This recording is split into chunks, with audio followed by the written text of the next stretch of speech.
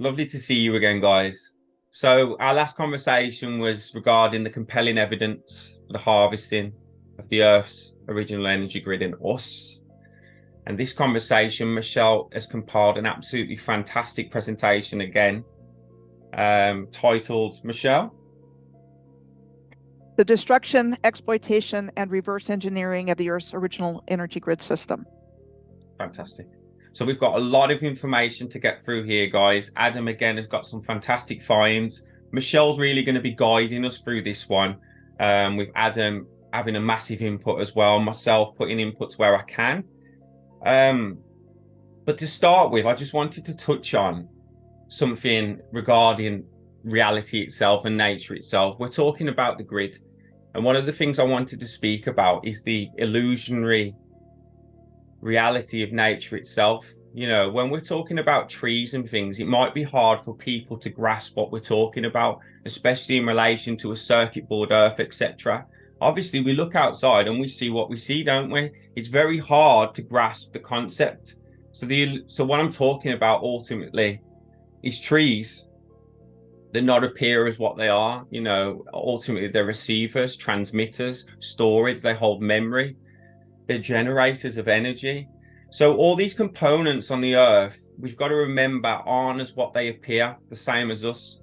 And you know, one of the things that one of my experiences I had when I experienced all is one was that we're all the same thing. Energy runs through us all.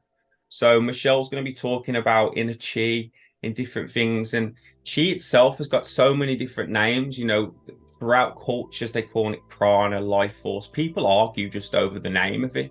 That's besides the point. Ultimately, for me, everything is made of this same material, chi, energy, whatever you like.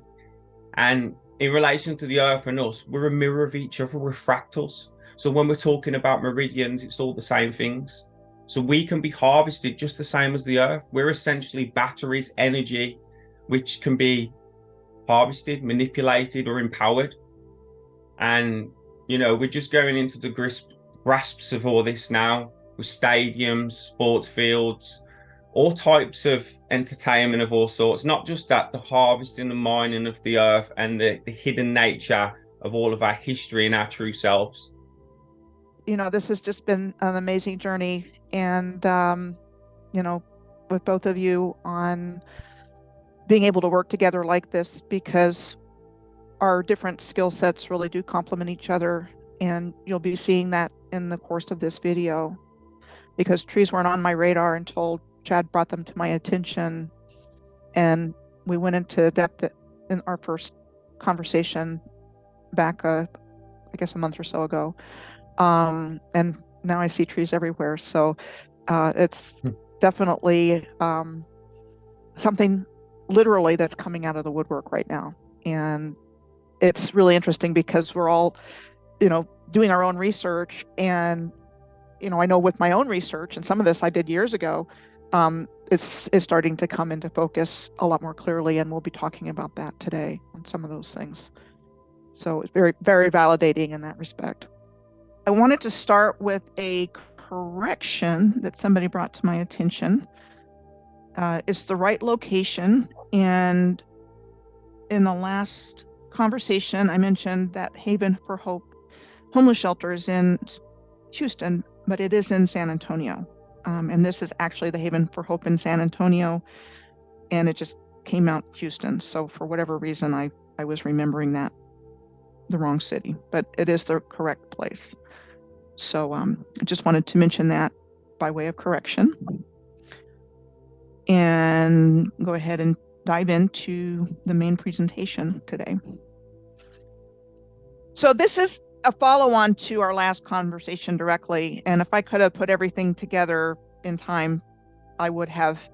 But there's a lot more information in this one coming forward. So it's a natural follow-on to what we were talking about in our last video, which was the compelling evidence for the harvesting of the grid.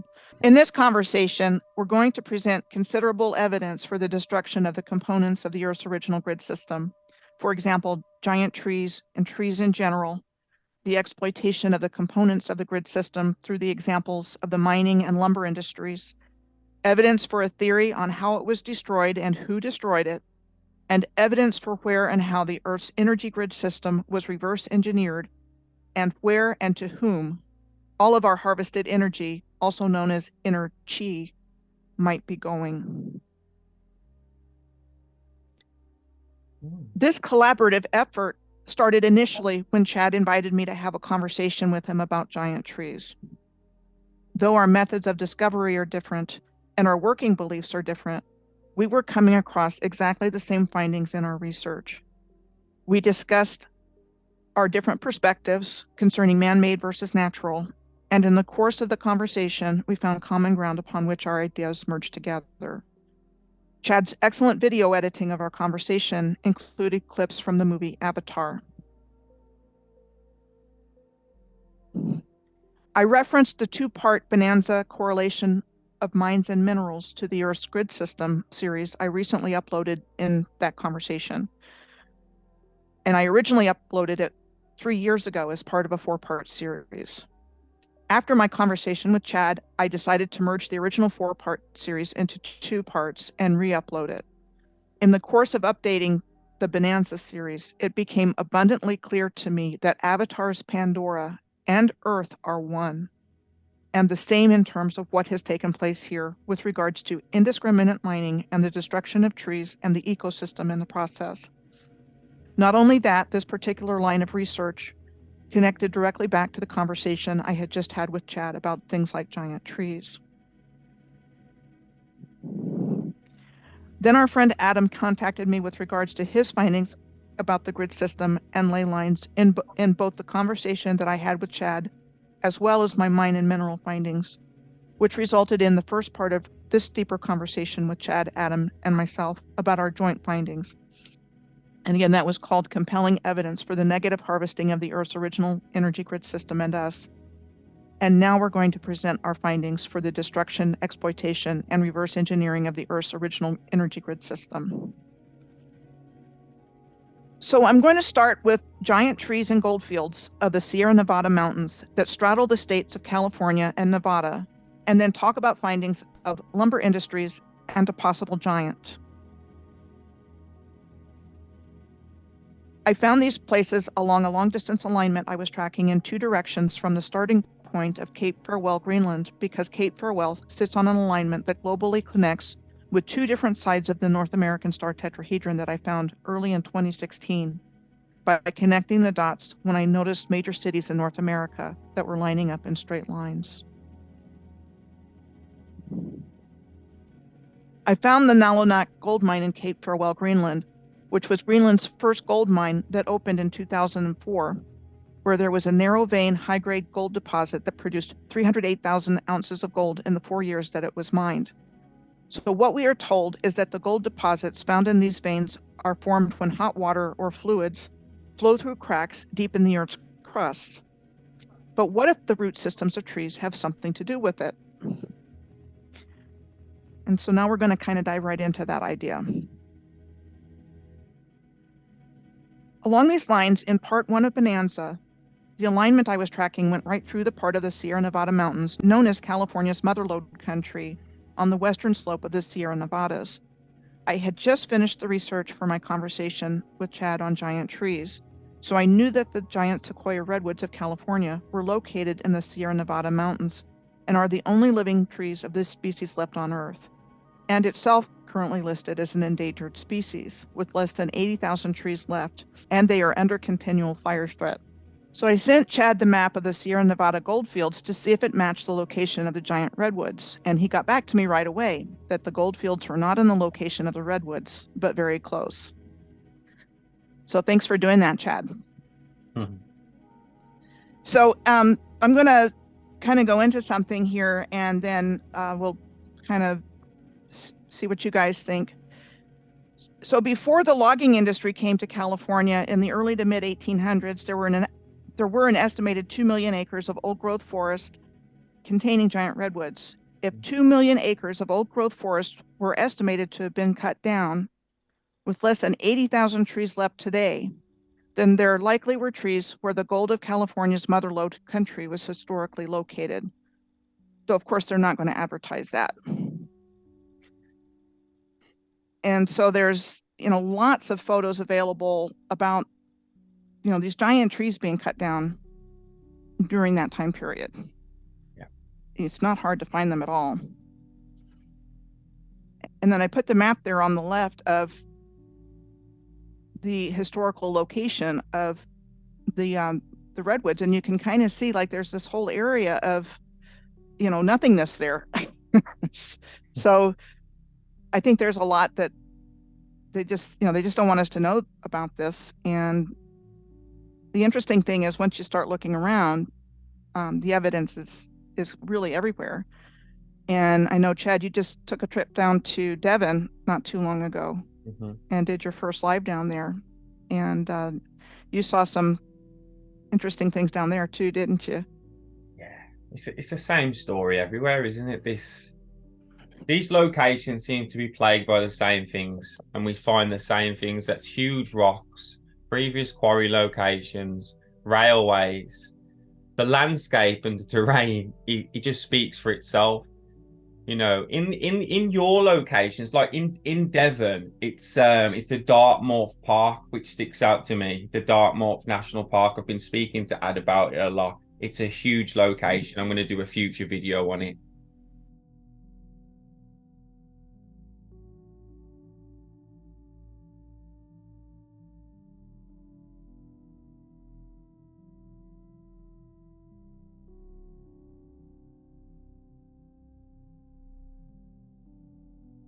But in terms of across the pond to America, your kind of locations, they almost make ours look like babies. It's staggering when you look at it, and it's so easy to see the grid compared to the UK. I find it, and in terms of the scale we're talking humongous. And I think you're exactly right with what the correlation you're making with the gold. And other precious resources. I mentioned it in a previous video, the Mother Earth video. I believe the majority, if not all, of our resources come from an organic substance, whether that be tree or something else. So the gold veins that we're finding, as you showed with the photo, they look mirror image to kind of tree roots. Veins. Again, we've got this fractal reality going, haven't we? This Russian doll mirrored reality going through everything, the same kind of pattern. But I've come across these photos as well, and they're staggering, aren't they? Some of you've got to find the real ones, and even the real ones, they're staggering. They're just it gives Avatar its perspective of truth. It gives some value to things like that without us just talking. Because it's hard to find that proof anymore. These are the bits of evidence that we can show people. Yeah, it's fascinating once you put the tree into the picture and the lengths that the controllers have gone to eradicate this information completely. Mm-hmm. It's mind-blowing, and puzzle pieces just start falling into place. And where I live in kind of central North Arizona, since this has come on my radar, it's like I'm looking around at the mesas and all this other stuff around me now completely differently. I can't grasp what happened to the trees. But in Jerome, which isn't far from where I live, there's a pyramid called Cleopatra Hill. I mean, it's clearly a pyramid.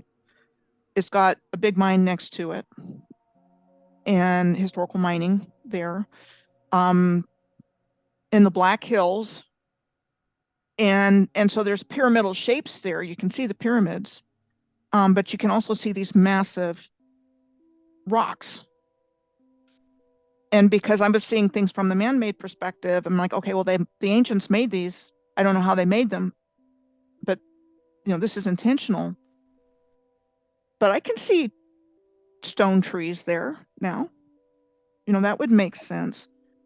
And to me, it seems like there was some kind of relationship between the ancient builders and the organic life of Earth, trees being a major one. And there was something in that relationship that was working together. And we're going to talk about trees on the grid as we go through this, and mining locations as well. Yeah. And how the correlation is there. So this is really big deal stuff, and we're pulling from our own research to put this together. And before Chad brought it to my attention, like I said, I didn't even think about it in these terms at all. And now things are just starting to make a lot more sense. So in the bigger picture. So to move on to the next slide, as I'm talking about in part 2 of the series that I did, I was tracking the long distance alignment across Northern Europe and North America in the opposite direction from Cape Farewell. And I came across a couple of locations with both mines and a thriving lumber industry. The first place I encountered was Sundsvall in Sweden, and its a port by the Gulf of Bothnia between Sweden and Finland. Sundsvall was said to have been chartered in 1621, and that Swedish industrialism started there in 1849, when a sawmill brought a steam engine-driven saw in, and it is still the center of the Swedish forest industry.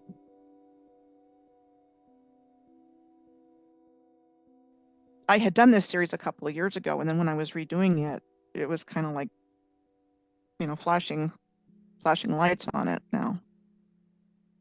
I didn't think anything of it the first time.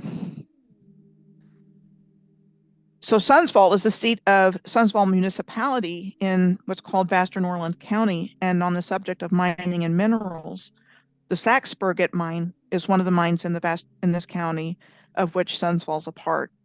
And not only copper, lead, silver, and zinc are mined, there's also 4 other active mines, including mines for copper, gold, and zinc.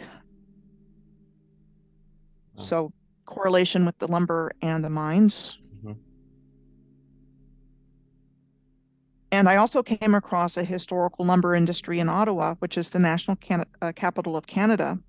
And what we're told is that Ottawa was founded as Bytown in 1826, and that Bytown came about as a direct result of the construction of the Rideau Canal, which was said to have been built by Lieutenant Colonel By and opened in 1832. And Bytown was said to have grown because of the Ottawa River timber trade. It was incorporated as a town on January 1st of 1850, and this was superseded by the incorporation of the city of Ottawa on January 1st of 1855. And again, we're banging up against that 1850 year again, which seems to be a big year in the historical reset. And then we're told that the first gold was discovered at El Dorado in 1866, a location southwest of Ottawa. And here's a map of mine locations from the Ontario Mining Association. So I've just got one more slide to show after this. So any thoughts on that part of the presentation so far? There are correlations. Yeah. So for me, it's the same story, isn't it? We find the same things: the mines and the trees, the lumber. It's this harvesting on a mass scale, and I find it so sad. It's so sad. I don't know about, when we go to these locations and people are taking photos and they love it. They just love these locations, don't they? They're just absolutely, and I find it so sad because I can see what it is. And it's beautiful. You can still feel the beautifulness, the energy that still goes in these places by all means, but you can also see and feel the trauma of these quarries, of all these places. And then you multiply that exponentially when you realize what's taken place here. Yeah. With everything here, with life here, with the beautiful civilization that was in harmony and balance. It's like it's been harvested for profit. And, again, we're going to go into the reverse engineering as we go forward in this presentation. It's been for the benefit of the very few, and definitely not in our best interest whatsoever. It's quite painful to think about what's taken place. So, that's why for me, doing this work is something I have to do. It's not an option not to do it. I can't have this level of awareness from the time that I started and not share it. That's my motivating factor. And having the skill sets that I do have. And then, in the journey, connecting with other people doing their mission, if you will. It's really quite exciting. What are your thoughts, Adam? Yeah, I completely agree with both you, Michelle and Chad, especially with the connection with the trees on certain occasions. Because the additional research I'm doing at the moment signifies that trees played a vital part on the grid system for the health of humanity. Because the research I'm actually doing is proven, that was how trees in certain locations were completely destroyed for the sole purpose of because people benefiting from the energies of the areas of the trees. So people are receiving beneficial earth energies, healing energies, incurable diseases, for example, in these certain locations. They're receiving free healing from nature. So as we all know, Big Pharma took over.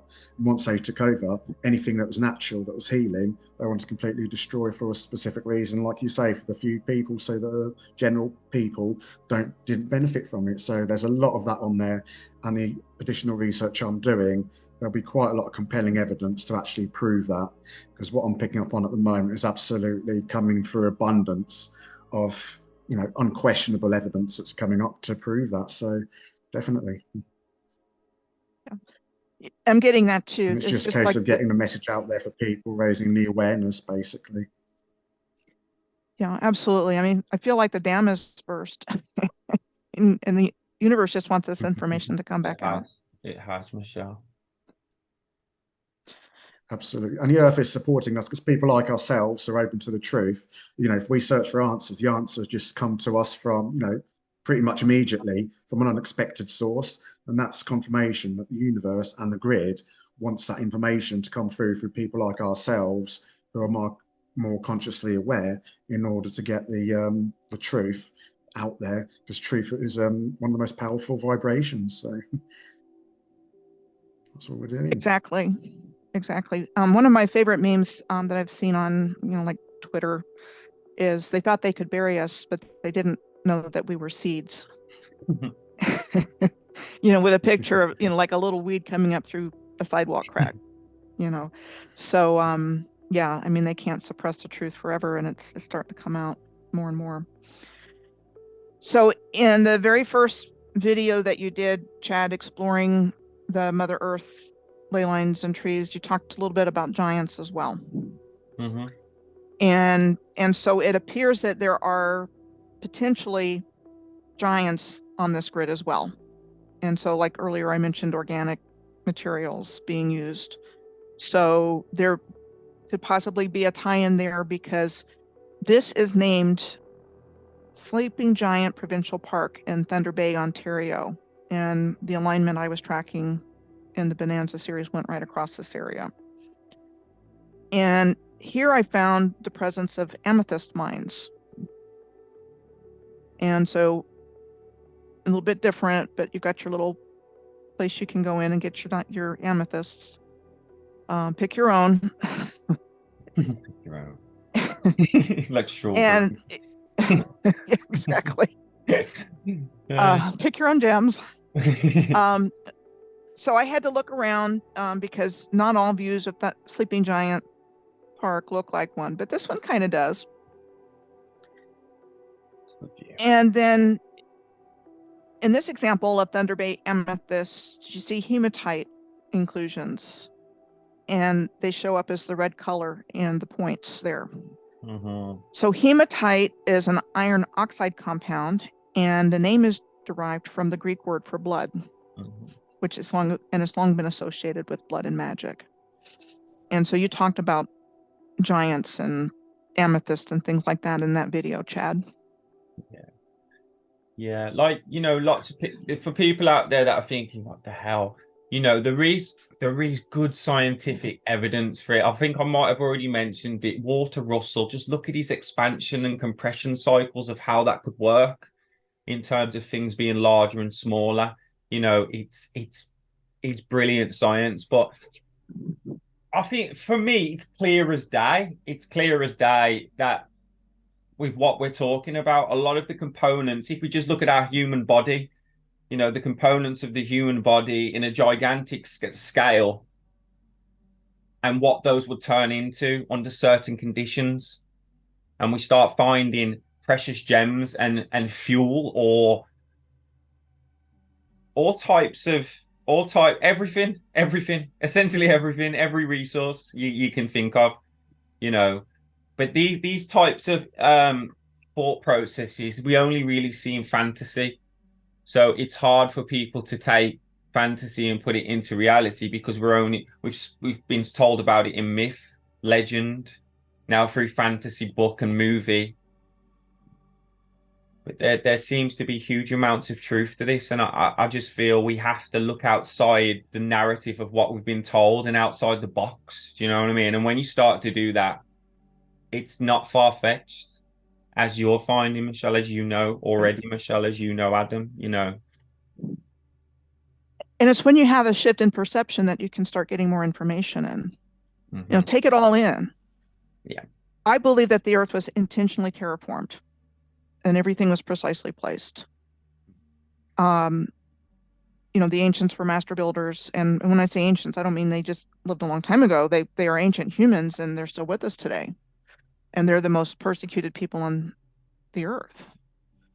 Can I just say, Michelle, that what you're saying isn't far-fetched anyway? Look at the Earth to the sun or whatever, if you believe in that. They say it's precisely placed, it's perfect. The human body, why is the heart where it is and the mind, the brain where it is and the feet so many? It's all perfectly placed, isn't it? You're spot on. Sorry, you're spot on. I just wanted to give you more examples.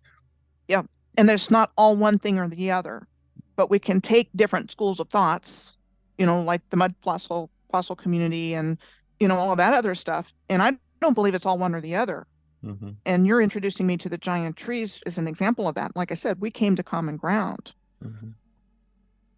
But I think over a course of much longer periods of time than what we've been taught, that life was on Earth and civilizations existed far longer, that everything kind of came together perfectly in perfect alignment with the stars and on Earth, and people knew exactly where they were on the Earth. They weren't wondering if it was flat or round. They weren't wondering if it was who they were. They didn't have all these distractions because, again, we're being harvested. All our energy is being harvested, so we don't focus on the inner side and our spiritual natures. So that's all been removed. So we would be putting our attention somewhere else. So all of that's just division. Every single school of thought that's out there, that's put out as the only one, is polarizing. Yeah, exactly. And so, again, we're just giving our 2 cents worth into that whole big puzzle. And it seems like we each have a different piece of the puzzle to bring forward, but it all works together. And so in this next section, we're going to look at the whole idea of Aleister Crowley and the Philadelphia experiment leyline. And I don't know how many of you know who Aleister Crowley was. And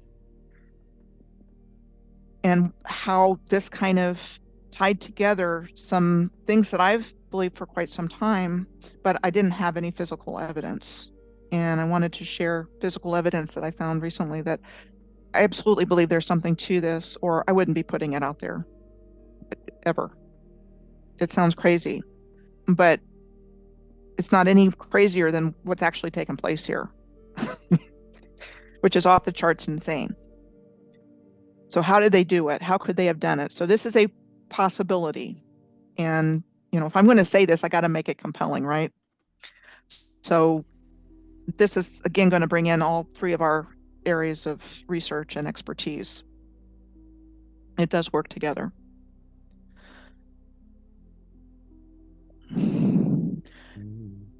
I've long believed that Aleister Crowley, nicknamed the wickedest man in the world, was a major player in what has taken place here on Earth, and that the Philadelphia experiment was involved somehow in how the Earth and its energy grid system was hijacked by the controllers and negatively reverse engineered for the benefit of the few instead of positively for the benefit of all life everywhere. I found the first physical evidence to support this belief when I was doing the research several months ago for recovering lost history from the estuaries, pine barrens, and elite enclaves off the Atlantic northeast coast of the United States. I first came across the existence of a man named Aleister Crowley in the Book of Lists, which was first published in 1977, which was about the time I was reading this particular book as a teenager. I can't remember which lists he made, but he made several, as I recall. It's quite interesting, Michelle, just noticed that the book of the Almanac, wasn't that the magazine, the book that was used in the Back to the Future series with the reports results? Was that a change of timescale? Was that reference to, was that used deliberately in that movie as well with the name Almanac? It's just something that comes up when, as soon as I saw that image, reminded me of the Back to the Future film. So you like that movie? That wasn't a coincidence. That was used in that movie as well. No, definitely. It's a good spot, mate. That's a bang spot. And Back to the Future is probably the best example of predictive programming out there for 9/11. So yeah, there's lots of hints that they give us because they have to tell us. Yeah. Then somewhere in the years between 2013 and 2015, which was several years before I started doing my own research, I read several books by author and publisher Peter Moon. And Peter has a lot to say about Aleister Crowley in his books and the dark, occulted nature of the timeline that we have been living on. Peter has also been involved in a lot of work on the Moors, the Philadelphia experiment, the Montauk project, and time travel research. I started reading books he published because I was looking for information about the Moors after I had come into awareness of the Moors through a Moorish American friend when I lived in Oklahoma City between 2012 and 2016. And Peter was one of the few people even talking about them.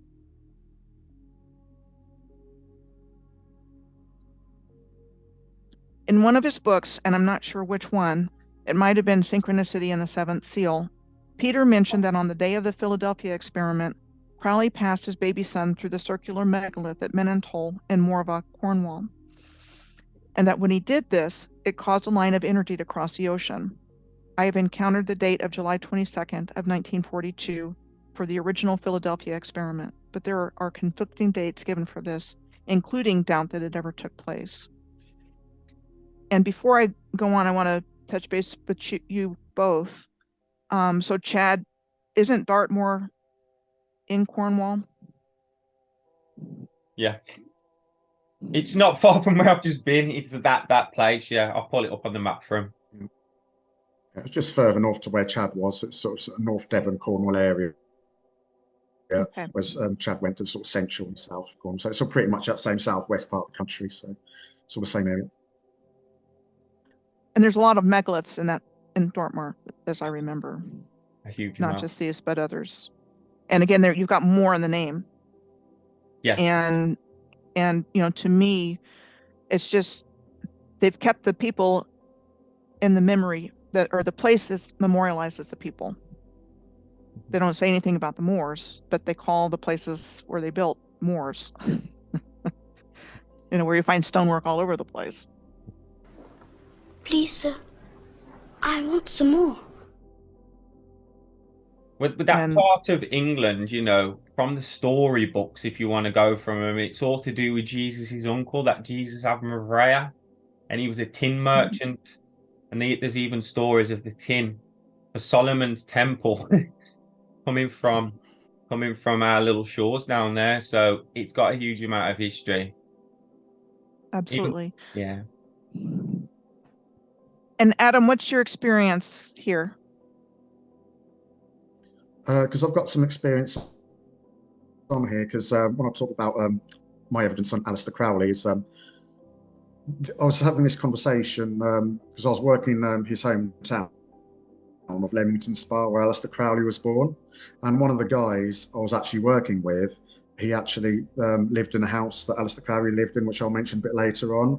But I remember one of the conversations that we had with this guy. So he'd done his own research on Aleister Crowley, and this was when I was in my early 20s. So it was, over 20, near enough 20 years ago when I actually had this conversation. And he too mentioned about the experiment that he did by putting his child through that center of that rock, through that hole, and and something happened on it. So there is certainly something. So especially when you mention it now, and that was a conversation that I had with someone 20 years ago. Whereas back then it didn't mean anything to me now, what it does now, but it recalled that specific memory.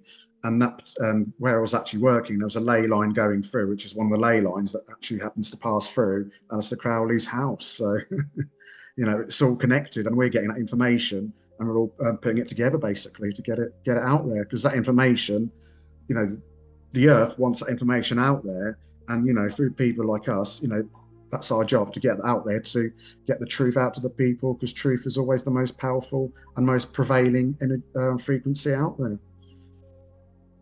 Absolutely. And more to come on what Adam's talking about as we go through this, how it all ties together with the research we're all doing. Before I go into my findings on what I am now calling the Philadelphia experiment ley line, here's some biographical information of what we are told about Aleister Crowley's life. The future occultist and ceremonial magician was born in 1875 in Royal Leamington Spa in Warwickshire to wealthy evangelical parents. His relationship with his mother was strained, and she herself described him as the Beast, which was a name for himself he particularly liked. His father died when he was 11. And as Adam mentioned, that's near where Adam lives. And you said something about that being about the only free parking, and it's frequently empty. That's it, yeah. I've just went down there literally just the other week to have a look, and surprisingly went past it, and that space in front of his house where you see the blue car here, that space was completely empty. All the other ones were full, but that was empty. And the amount of times I used to go into that, was one of the nearest town centres to us, to go shopping or for a meal, for lunch or something like that. All the free spaces were taken, but there was always a space in one of these spaces in front of his house, and I was wondering why that was. And I did not know that one of these houses was the one where Aleister actually lived in. Even though I knew he lived in that kind of location, I didn't expect it to be that house. So, is there energy still residual in that house from Aleister Crowley, that people didn't want to park in that parking space? Is that a possibility? And that's what I'm strongly thinking is the possibility. Because these days, free parking is always at a premium everywhere, in every city and every town. So, the chances of that space always being available is pretty much not a coincidence, but a synchronicity of some kind. And what's the reason behind it? Lots of interesting threads going to come out here. One of the schools Crowley attended as a young man was Malvern College in the Malvern Hills, and the anomalies about which Chad has looked into recently based on information from one of his viewers. So what are your thoughts about that, Chad? Again, all this stuff is coming up synchronistically. It's crazy. Ready for this. It's crazy. I have a subscriber email me about Malvern. She only gives me a little bit of information, to be honest. I do the research, then I tell you, and you're doing your research about Aleister Crowley, and it turns out that he went to Malvern College, which is the research I'm doing at the time, and then Adam's got links to it. Yeah, but it's synchronicity beyond anything. Malvern, if anyone has not watched the Malvern video, is how can I compare the location? It seems to be an old a tree location that has been harvested, and it seems to be a key point on the grid again. The Malvern College seems to has links to this location, and there's said to be an underground base and a lot of military naval operations. Adam sent me some stuff on UAVs. There's UFOs been saw. But cut a long story short, the Malvern College has got its own Illuminati, Illumini. Aleister Crowley attended there.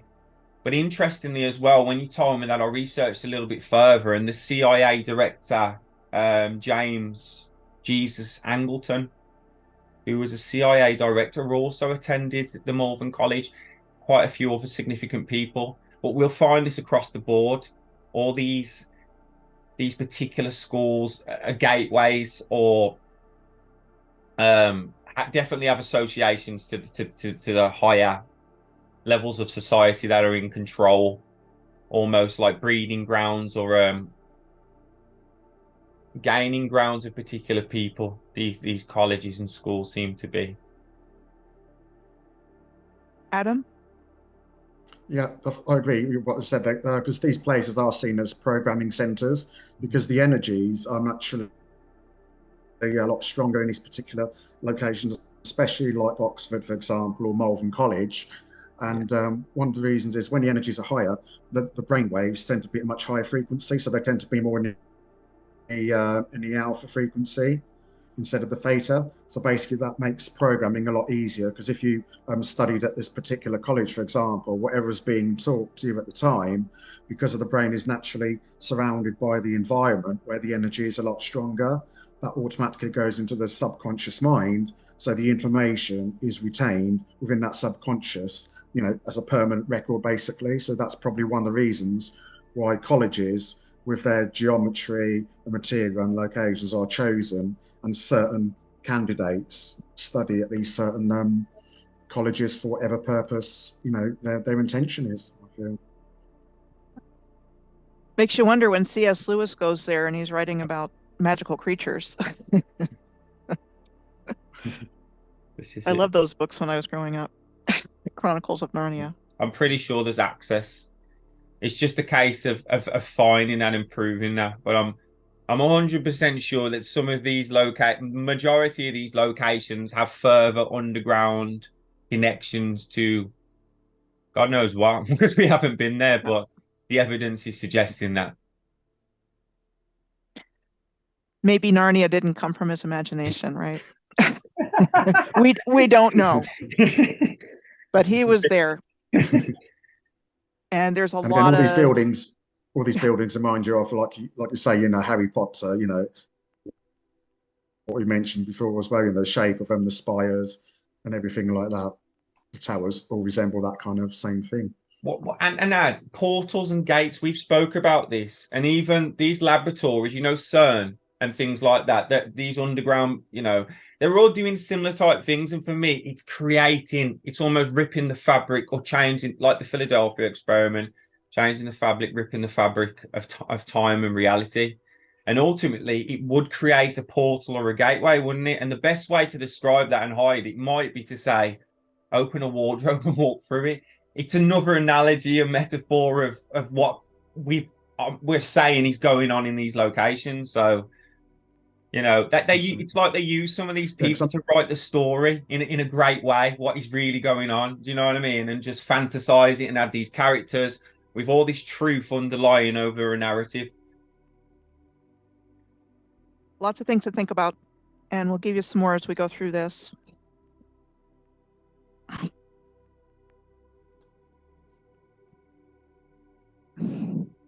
There are many details to find online about Crowley's controversial life and times, so I'll cut to the chase. He was highly involved in Freemasonry and in ceremonial magical practices, including sex magic, and he was known to have been bisexual. He also assumed the title of Baphomet within the Ordo Templi Orientis, also known as OTO, originally founded in the early 20th century by German occultists and modeled after Freemasonry. So, Chad, didn't you mention that in your journey you did kind of encounter some of this stuff? Yeah. And I said you have to know about this to know what's gone on here. Like myself, like Adam and yourself, I came through Crowley, but mine was through, as I delved into every culture, I wanted to explore the dark side, as well, and find out all about that. So I started reading the books and looking into different types of chaos magic and all because to understand what's going on, you've got a person center to understand it. So I delved a lot into Crowley, and a lot of what he was doing with the sex magic and things I'd already read about in a lot of books. It was ways to almost it was exhaust yourself to the point of releasing consciousness and all types of different techniques, and obviously related to spirits and demons and a lot of darkness there, because I was doing the white side of this, or the light. Obviously, he's the dark version of it. Every movie you've ever saw with Voldemort in Harry Potter and all of that, that's Aleister Crowley. That's the perception of Aleister Crowley, as you've said, the most evil man ever. Every dark magic movie is literally portraying this man here, who would do all types of stuff to small children, babies, of all types, all for his own purpose, for his purpose of himself and in his cult, to break the physics of reality and to summon all kinds of things, to take control, to manipulate. And he was at the forefront of that. Adam? Yeah, absolutely. Because I agree. Because just going back to one of the conversations that I had with this particular guy I was actually working with, because at the time, like I said, I didn't know much about Aleister Crowley, just from what he said. And one of the conversations that another conversation I recall having with him quite clearly, as if it was yesterday, was that he'd done a lot of his own independent research into Aleister Crowley, and apparently he got some really good information. I don't know how he managed to get hold of it, but he was actually telling me that, this guy would have been, spreading his seed, because obviously he was into these activities that he was going into. He would have had numerous kids, so he had numerous children, both daughters and sons. And he actually found evidence, because I think he showed me some evidence he found before at the time, which didn't mean anything to me, was that he was actually paying the mothers off. So even on the birth certificates, that the mother put the father of the child as being unknown, so even the child would not know that Aleister Crowley would have been their father or anything like that, because he was paying them off, and he was getting the mothers to sign a contract to say that they will not expose that information. And that was like some record that he found. I think it's someone on the one of the regional record offices, where he actually said he found that kind of information. So it just shows what kind of how trickery he used, and he didn't care as long as he was getting his evilness out. And one of those ways would have been to, spread his seed and get more of his offspring out there, because they would have inherited his evilness and DNA, basically. So it didn't mean anything to me at the time, but now going back to it, it kind of thinks, oh, that would make perfect sense, being what kind of person he was, and to achieve what he wanted to achieve. I can't say that as being a fact. I can just say as a conversation that I had based at a particular time. So, but it makes sense now. So that sounds more likely than less likely to me now. Look at the A as well. Even the A, it just proves what kind of character, you know what I mean? The A is a dick. Everything's sexualized. Everything. Can you see it? The all on the picture. The A is a knob. Yeah, I see. Right next to his shoulder. Yeah, everything's sexualized, like Ad's saying. He's and I agree with you completely about spreading that seed, Ad. And we don't know who they are. Like, you know what I mean? They probably don't know who they are even today, or something like that. Them just they would not know, basically, unless the mother decided to tell them secretly or something like that. So they could be literally spread all over the world. Could be in the UK, could be in the US, where he spent some of his time. It could be literally found anywhere. It could be in your next, someone's next door neighbour, for all we know. What I would suggest, it's quite scary when you think someone kept a track on it, though. There'd be a list, and they would have.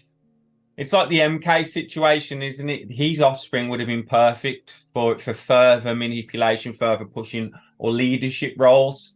So, someone may have kept a little note on all those women they've paid off, and there's a little book out there. And we've got a good example of this coming up here.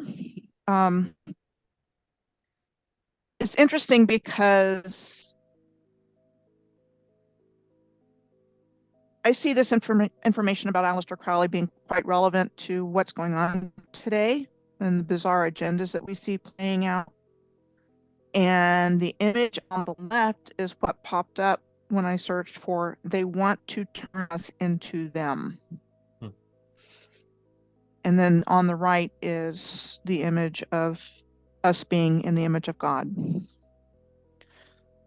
which is antithetical to what the dark side wants. they want us transsexualized and, you know, confused, and that's their happy plan for us.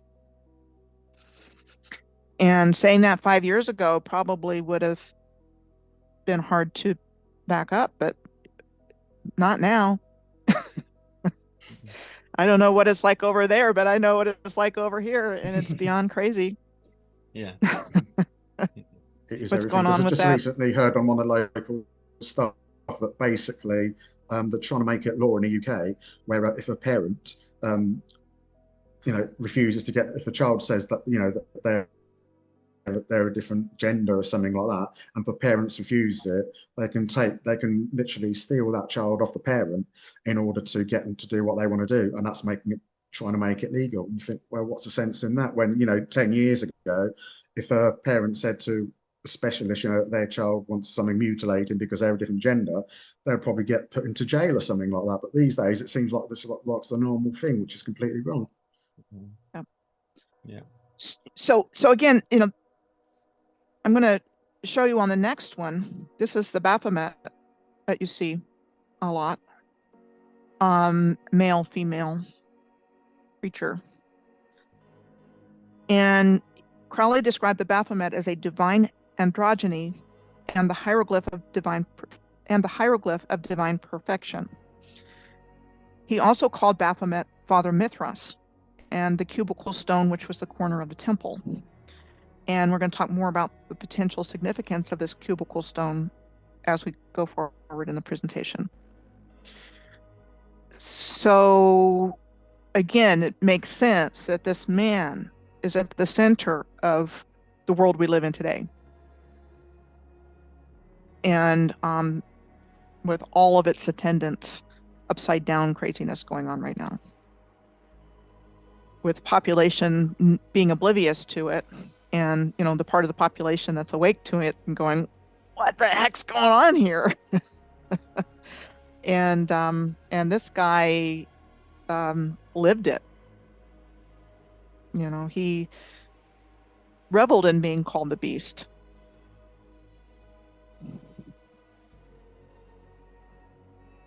So at any rate, he claimed that he was honeymooning with his wife Rose Kelly in Cairo, Egypt, and he was contacted by a disembodied entity named Aiwass, who provided him with the Book of the Law, which became the basis for Thelema, an esoteric and occult religious movement that Crowley founded in the early 1900s.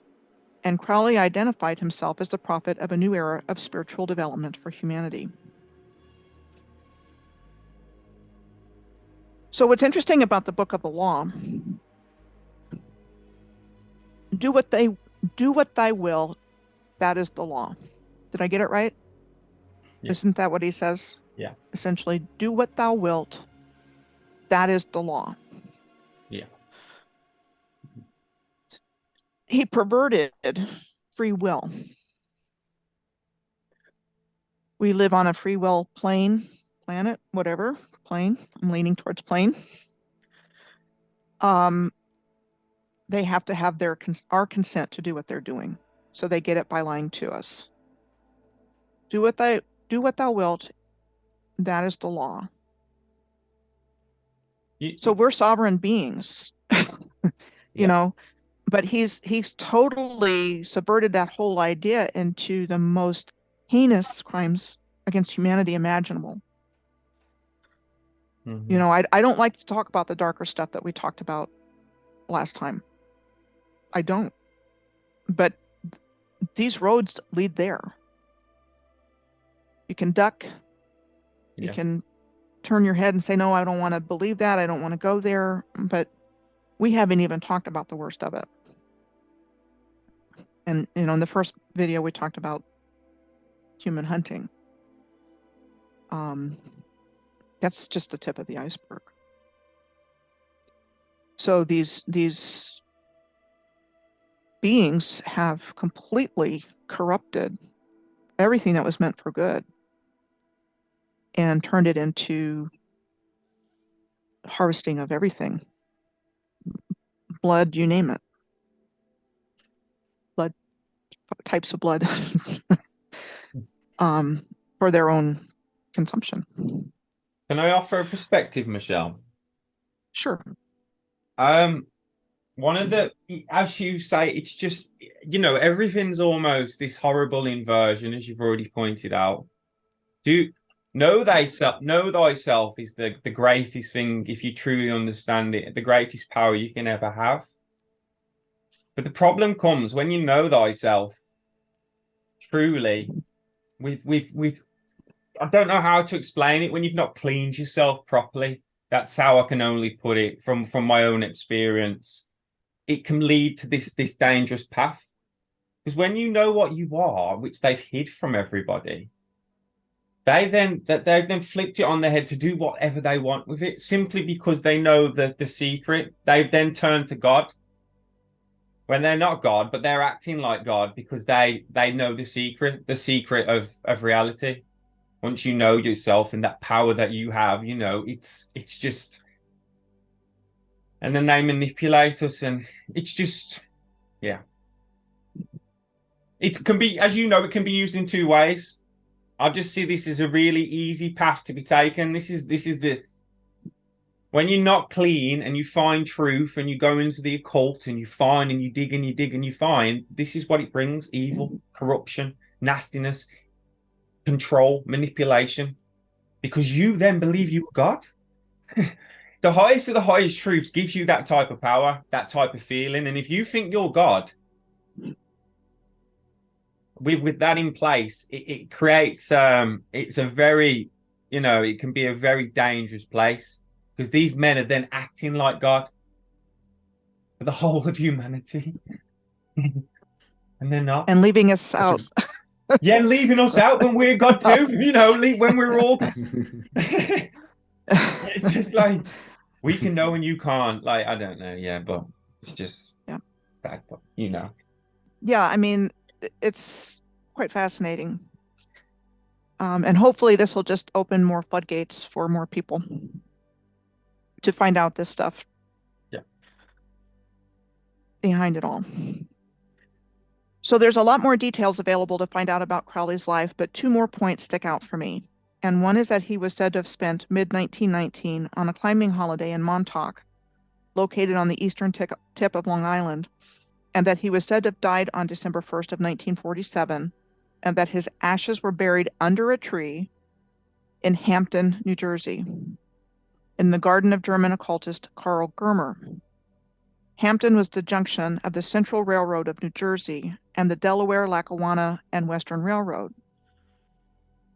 So, again, the significance of being buried under a tree is interesting, supposedly.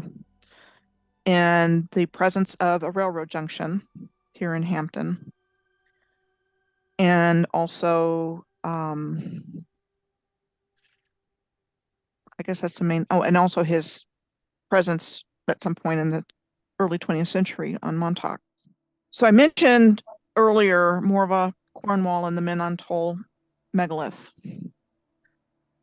So I'm going to go into my findings on what I'm calling the Philadelphia experiment ley line. And like I said earlier, in one of Peter Moon's books, he talked about Crowley passing his son through the circular megalith here, and that when he did that, it caused a line of energy to cross the ocean. So I think that took place on July 22nd of 1942. That was the first date I encountered in my research, and it just kind of fits in with other findings. I've long believed that there was a connection between the Philadelphia experiment and the creation of what I called a false 3D time loop, for lack of a better word, that mirrors or involves the figure 8 on its side of the Great Dragon Lines, which cross each other in two places, Bali in Indonesia and Lake Titicaca in South America, and that's located in kind of between Peru and Bolivia. So this is Robert Kuhn's diagram of Earth chakras, and something you both may be very familiar with. Adam, what are your thoughts first? Yeah, I believe like with the Earth chakras, they were originally naturally there from whether it be from ancient giant trees or something like that, and then eventually man-made structures were put on his places, in replace to it, or to amplify or divert the energy from these particular areas, creating additional energy lines running through it to feed the Earth grid, to maintain it for their own kind of purpose, to control collective consciousness is one of the main areas that they wanted to do. So it's, you know, that manipulation that they had over the natural grid, and what's still happening today. So. And like I said, the Earth chakras, you know, the Earth's got its own chakras, like you've identified on here, and the body's got its own chakras as well. And they're identical, basically, the same kind of chakras the planet has as the body, which shows that we are, you know, all the same, and we are connected to the actual Earth and the planet as well, not it just being a physical structure or rock in space or whatever people describe the planet Earth as. You know, we are part of that, and that's our connection, our deep-rooted connection, and that's what they don't want us to have, basically, because they realize the power of having that connection to the divine through the Earth grid is too dangerous for them. Basically, they see that as a terror threat for them, because they realize the benefits that they can have and how it can benefit humanity as a whole. Chad?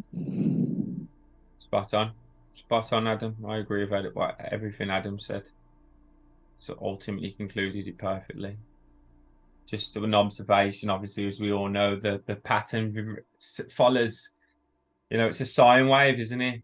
And like almost it's the sine wave, which we know the importance of that, especially in regard to manipulation, regardless of reality, the higher thing what it's doing to us. But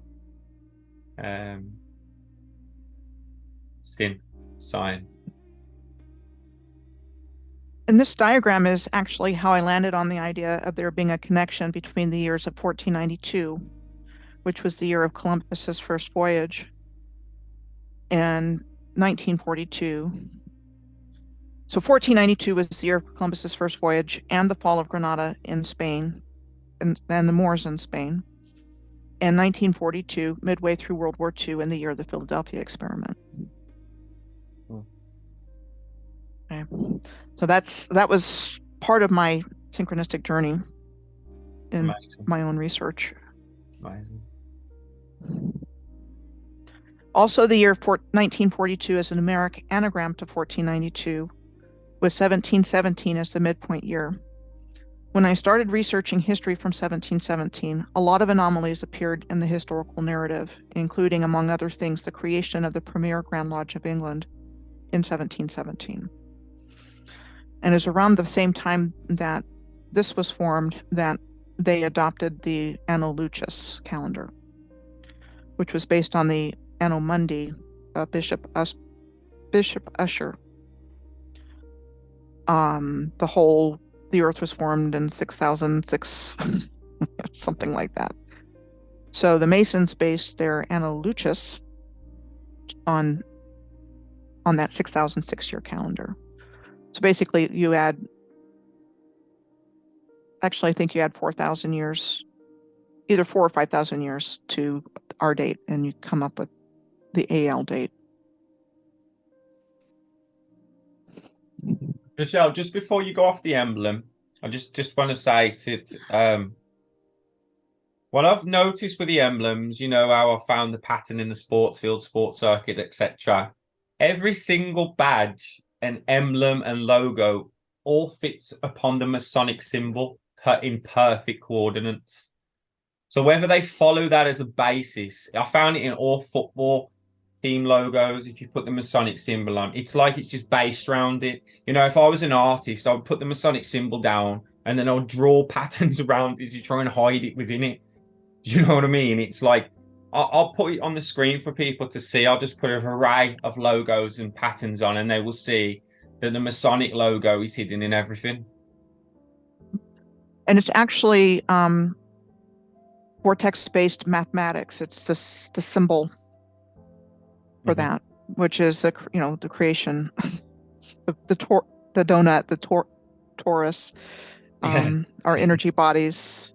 You know, it's showing. That's what that shows. So it's a sacred symbol that got co-opted.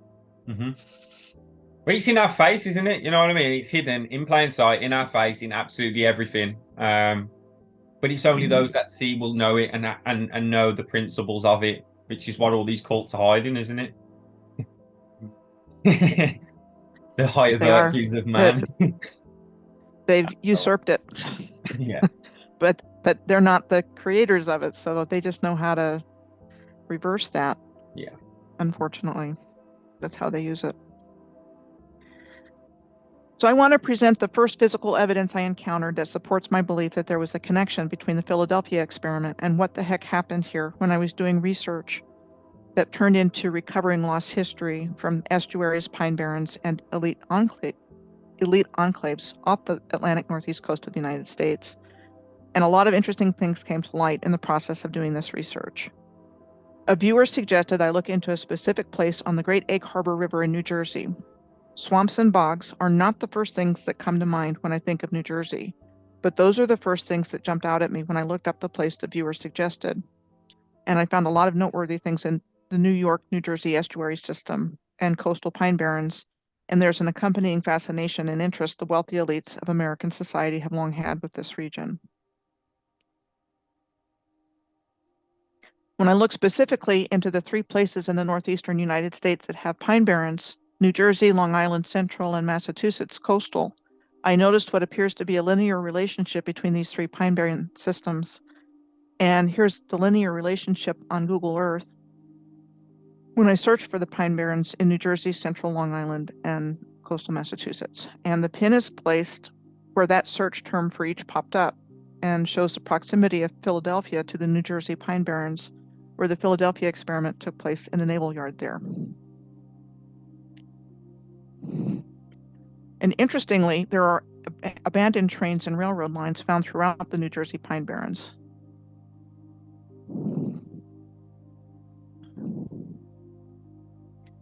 So this is an old postcard showing the Atlantic City and Shore Railroad crossing a 2-mile or 3-kilometer long trestle bridge in the Great Egg Harbor Bay, and was part of an interurban trolley system in New Jersey that served this area between 1907 and 1948. And that service ended, we're told, because a hurricane damaged the viaduct in 1948, and it was too costly to fix it because people weren't using the trolley anymore. And then on the right with the Google Earth image, you can just see this whole coastline here. It just looks ruined. You know, and it's like, okay, we had the technology to build that across water. I mean, just lots of questions through here. And this is prime real estate. Yeah. I mean, scooped up by the elites. Why? So this is Long Island. Long Island's east end is comprised of 6 main townships: East Hampton, Southampton, which includes West Hampton, Shelter Island, Southold, Riverhead, and Brookhaven. And in the green there, you see the Pine Barrens. There are 3 named estuaries shown here: this Long Island Sound National Estuary, the Peconic National Estuary, and the South Shore State Estuary Reserve. And an estuary is defined as a partially enclosed coastal body of brackish water, which is water that is salty, dirty, and unpleasant, with 1 or more rivers flowing into it and a connection to the open sea.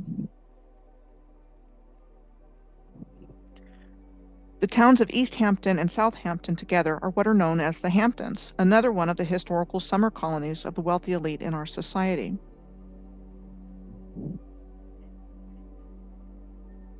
Before I move on to what I found when I looked here, I want to point out that Aleister Crowley's ashes were reportedly buried under a tree in another Hampton in New Jersey.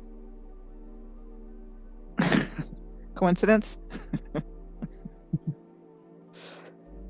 Do you see what I see? It's mind-blowing. Just to point out later in the presentation that there is a Hampton I've identified of one of the ley alignments with Aleister Crowley in the UK as well, where it actually passes through a place called Hampton, which is famous for the royalty as well. So, you know, it's no coincidence why these places appear on both sides of the ocean, basically, connected with the same kind of agendas, if you like. So we got a whole lot of Hamptons going on here. Whole lot. The Montauk Point Light is on Turtle Hill at the easternmost tip of Long Island, and the U.S. Army took over the lighthouse during World War II and opened Camp Hero, or Montauk Air Force Station, in 1942, adjacent to the lighthouse.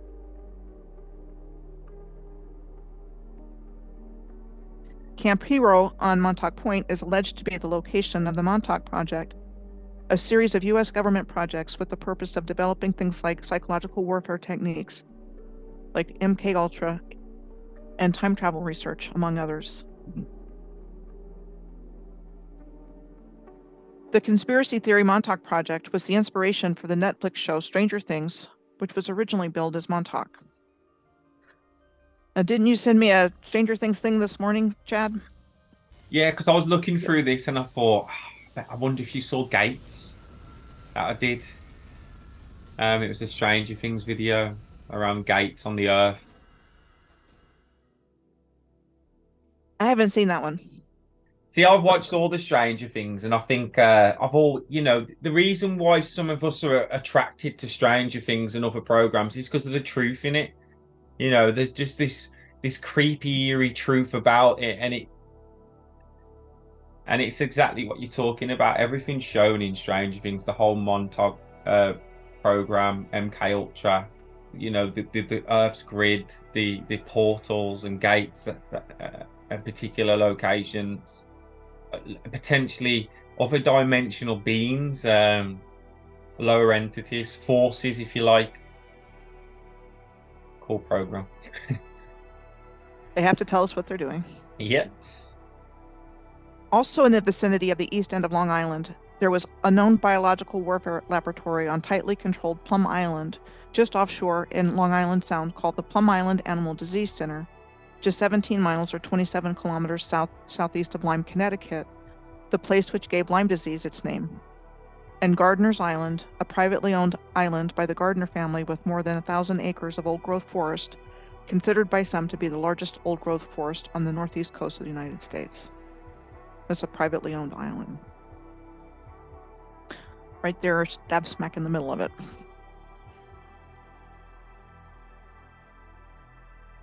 The Brookhaven National Laboratory borders the Long Island Central Pine Barrens and is a U.S. Department of Energy laboratory. The research facilities of Brookhaven include the Relativistic Heavy Ion Collider, RHIC, the first and one of two operating heavy ion colliders and only spin polarized proton collider ever built. It is also said to be the only operating particle collider in the United States, as physicists study the primordial form of matter that existed in the universe after what we are told was the Big Bang, a physical theory about an event that describes how the universe expanded from an initial state of high density and temperature.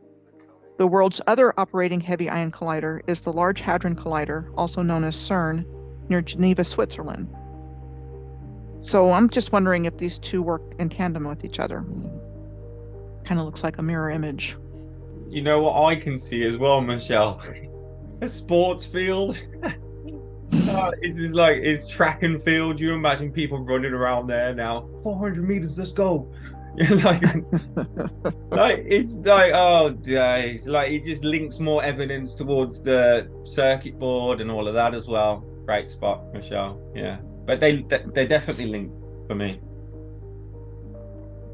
So just on that little bit of real estate there at the eastern end of Long Island, you've got a biological weapons laboratory, you've got Montauk project location, and you've got Brookhaven. All in a triangular relationship, all close together. Crazy.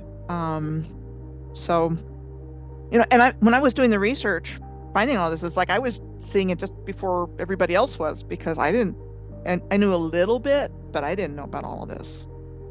And, you know, however we get our ideas, it's like,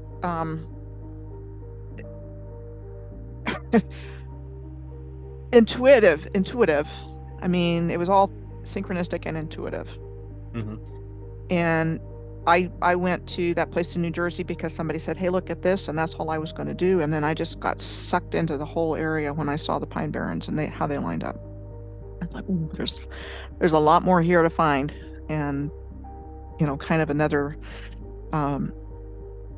breakthrough, if you will. And that's what happens. It's like there's a meta mind, we're all working together, and with our communities to, come to another place of understanding, like your Malvern video. And it's all ultimately tying together. And I've, been talking about the ruined land here. I mean,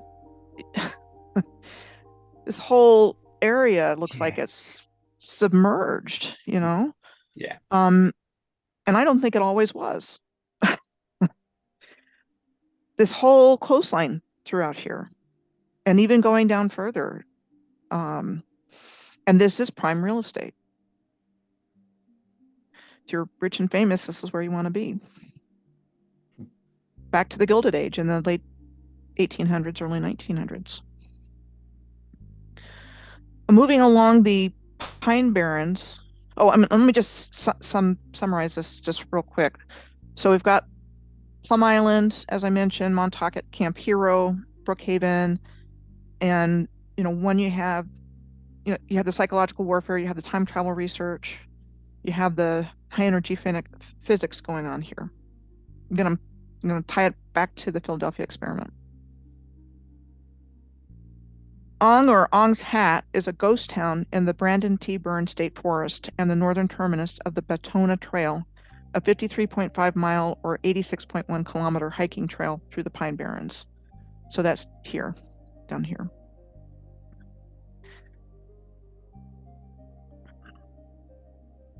So that's the general location there. Did anyone not see that? Like on the last slide, do you not think that looks like the Eye of Ra up there and part of the brain? Where the one pin is. To me, it looks like very much like the Eye of Ra. I can't see it properly, but like part of the brain as well. So we're told that Ong's Hat was a work of alternate reality collaborative fiction, one of the earliest internet-based conspiracy theories that began back in the 1980s and embedded in various media to establish a backstory, like bulletin boards, Xerox mail art networks, and zines, and that author Joseph Matheny concluded the project. And in the background, you can see Moors here with their fezzes.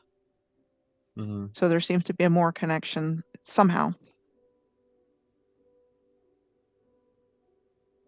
The Ong's Hat tale is told about a group of physics and science professors from Princeton who ran chaos theory and quantum physics experiments from an ashram there to travel interdimensionally through a device called the Egg, and they were camped out in another world.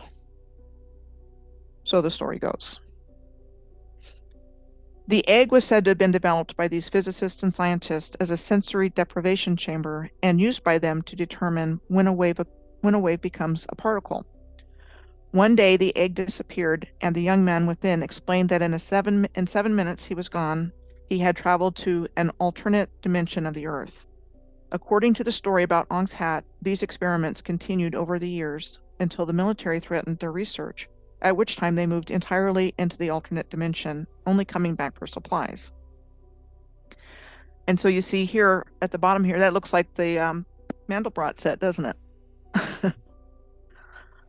It sure does. Yeah.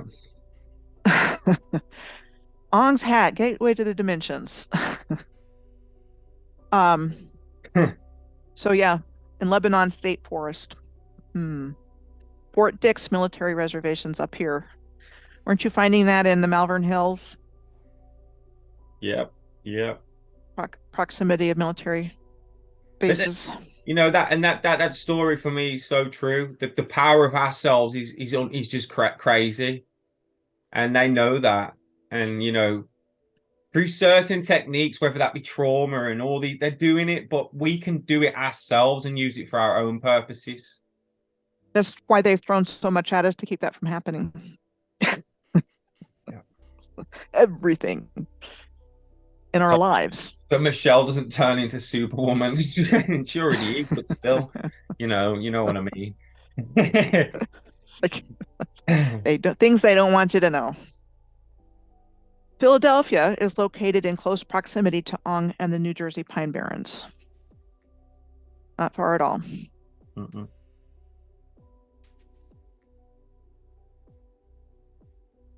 And so almost halfway through World War II, on July 22nd, 1942, the strange Philadelphia experiment was alleged to have taken place at the Philadelphia Navy Yard.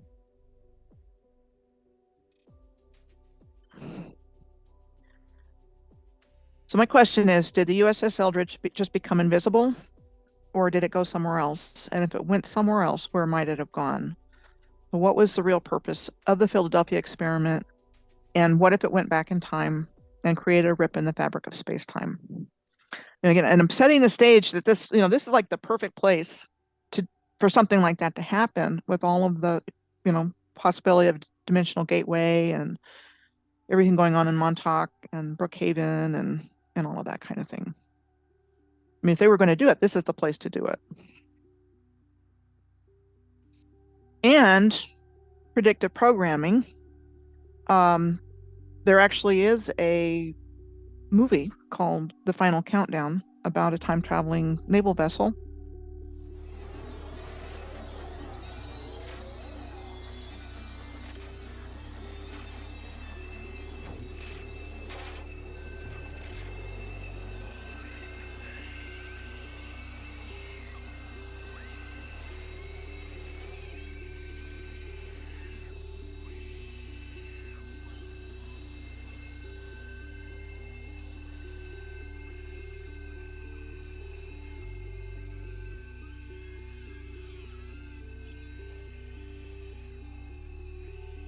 In the form of the USS Nimitz, going back in time to the day before the attack on Pearl Harbor.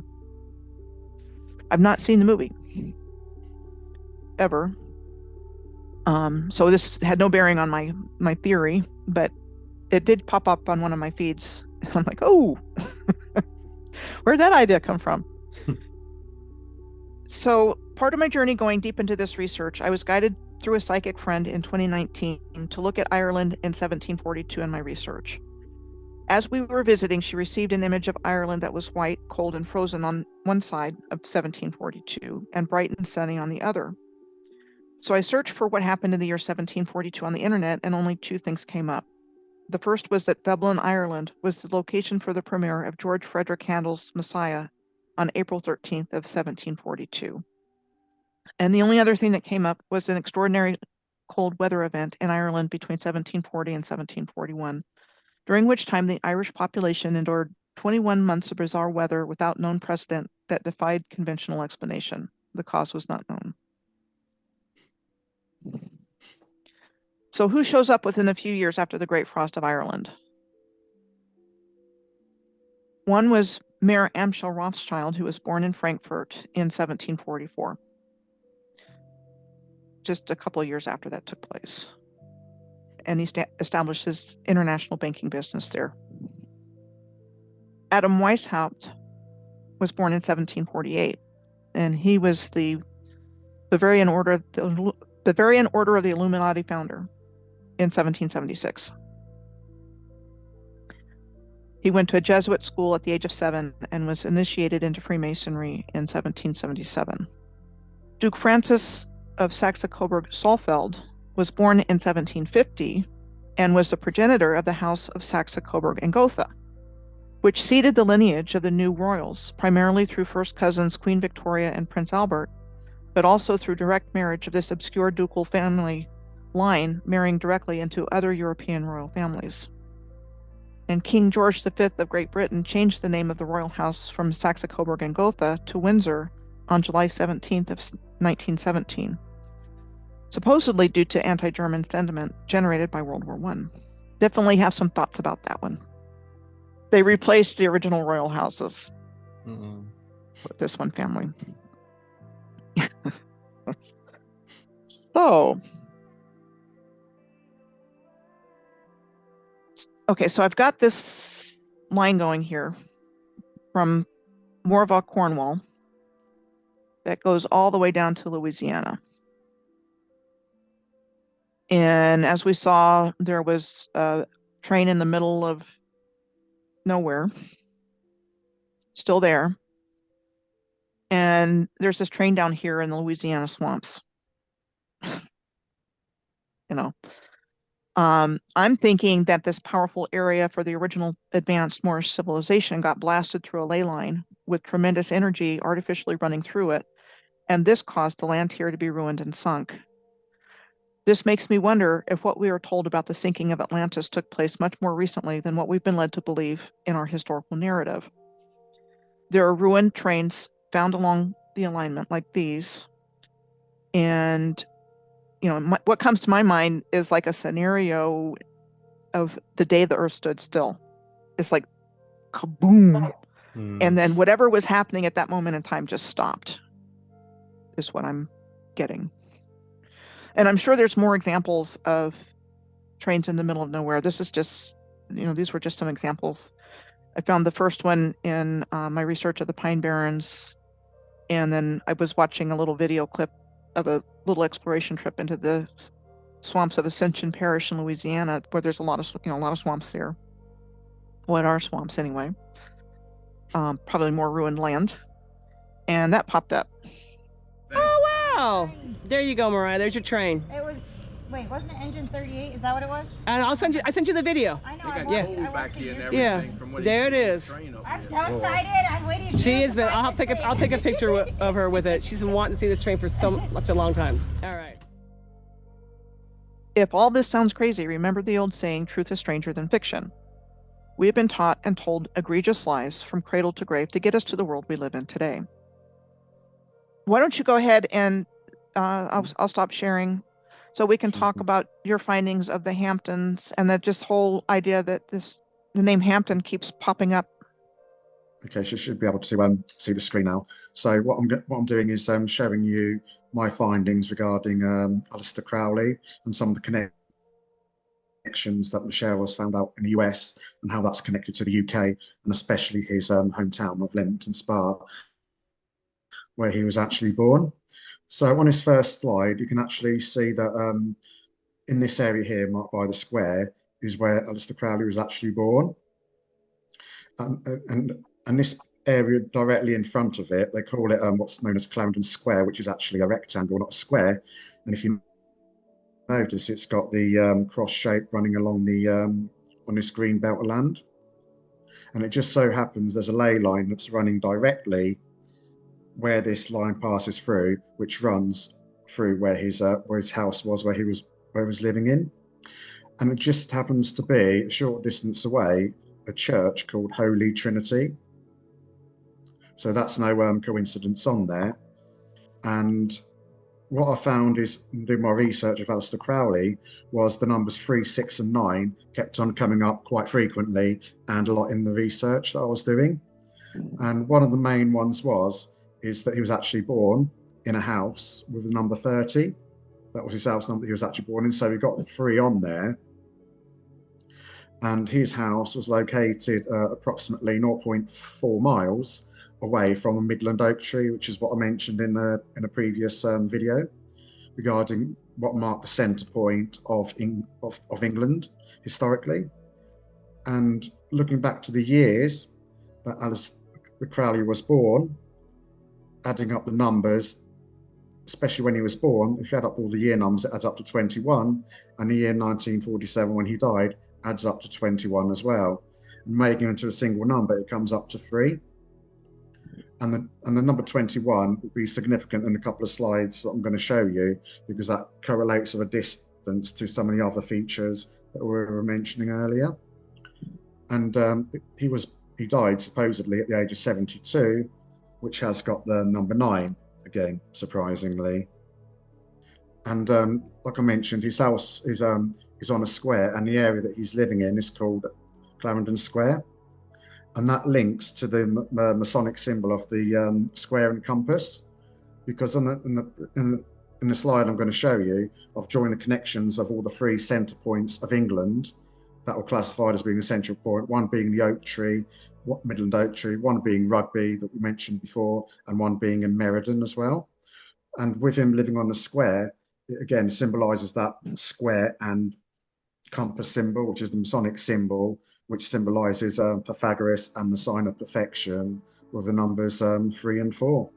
And one of the things that obviously came to mind as soon as Michelle mentioned to me about the Minnow Atoll and the experiment that Aleister Crowley did in the Minnow Atoll. I remember reading in a book, and I've got this from this book here, which are the ley lines of the UK by David R. Carron with Anne C. Silk, which basically explains how the Masons, secret societies, the builders use the ley lines in their construction. And one of the things I remembered reading about was a ley line that runs from the Mount Carmel in Israel, which is a volcanic mountain, and it runs through some of the main central points, specific centers of Greece, such as the Delphi temple, which is classified as the Oracle Center, which is very significant. And then it leads all the way up through to Minnow Atoll, where Aleister Crowley put his son through that megalithic stone structure through the circle on that, which Michelle mentions about the experiment as part of the ley line experiment. And one thing that links this back as well, because I noticed that the locations seem to be referring to the Greek gods. And as we can see on here, from a section in that book I've just shown you, it mentions certain things like Delphi being the Oracle Center, and things like Athena and Apollo, which are Greek gods and goddesses, which are quite significant. And it's no coincidence that in his hometown of Leamington Spa, in the industrial estate, not far from where I mentioned the standing stone was, where the ley line runs through, the street names in this industrial estate are referring to the Greek goddesses and the monuments, such as Delphi Close that we've got here, the Oracle Center, as I mentioned in the previous one, Athena Court, Athena Drive, and Apollo Way. So why would you use those specific names in this location, far away from it, if there wasn't some kind of energetic connection, which this happens to be the hometown of where Aleister Crowley was born. And because Michelle mentioned the laboratory as well in New York, in Long Island, this place is actually a home to the CV laboratory, the largest laboratory for testing COVID in the UK, and that's named after Rosalind Franklin. Is that a coincidence? Because I'm sure Michelle has come up with that name, Rosalind Franklin, as well.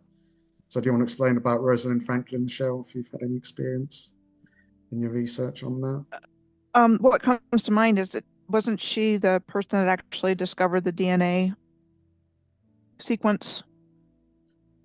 Is what I'm recalling, and that her work got taken over by other people that got credit nominated for the work that she was doing with the DNA research and work that she was actually conducting. And is it no surprise that with what happened, in the year 2000, which what people believe is another form of manipulation of DNA, this particular laboratory is located in the hometown of where Aleister Crowley was born? Is that a coincidence? They could have called that laboratory anything else. Why name it after a scientist who was dealing with DNA changes and stuff? There's no such thing as a coincidence.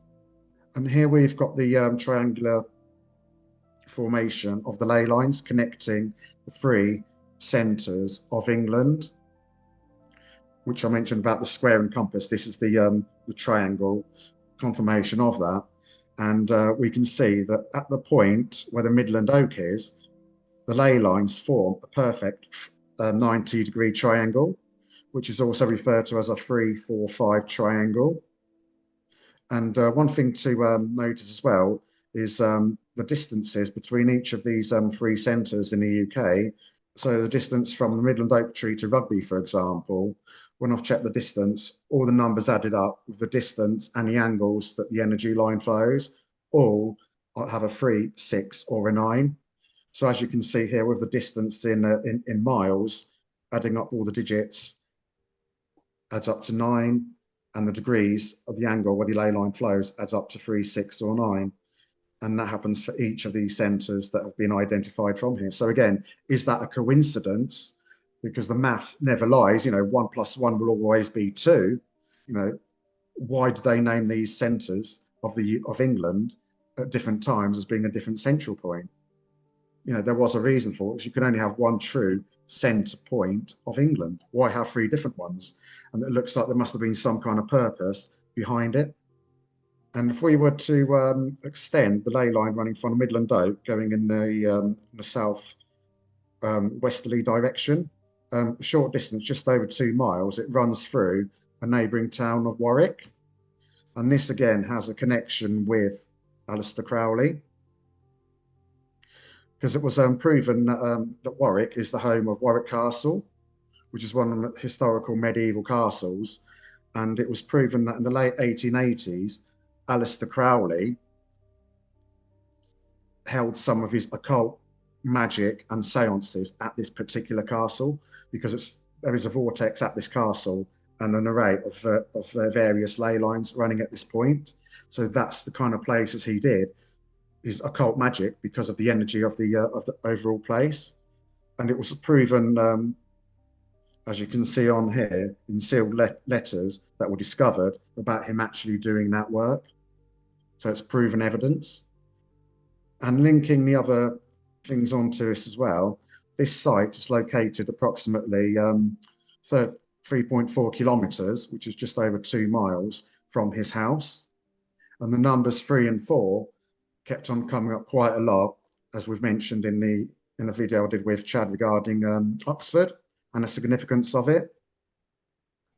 And exactly not far from the castle, there's a church, a significant church with a cathedral type tower that's called St. Mary's. And that basically, the ley line passes through that church.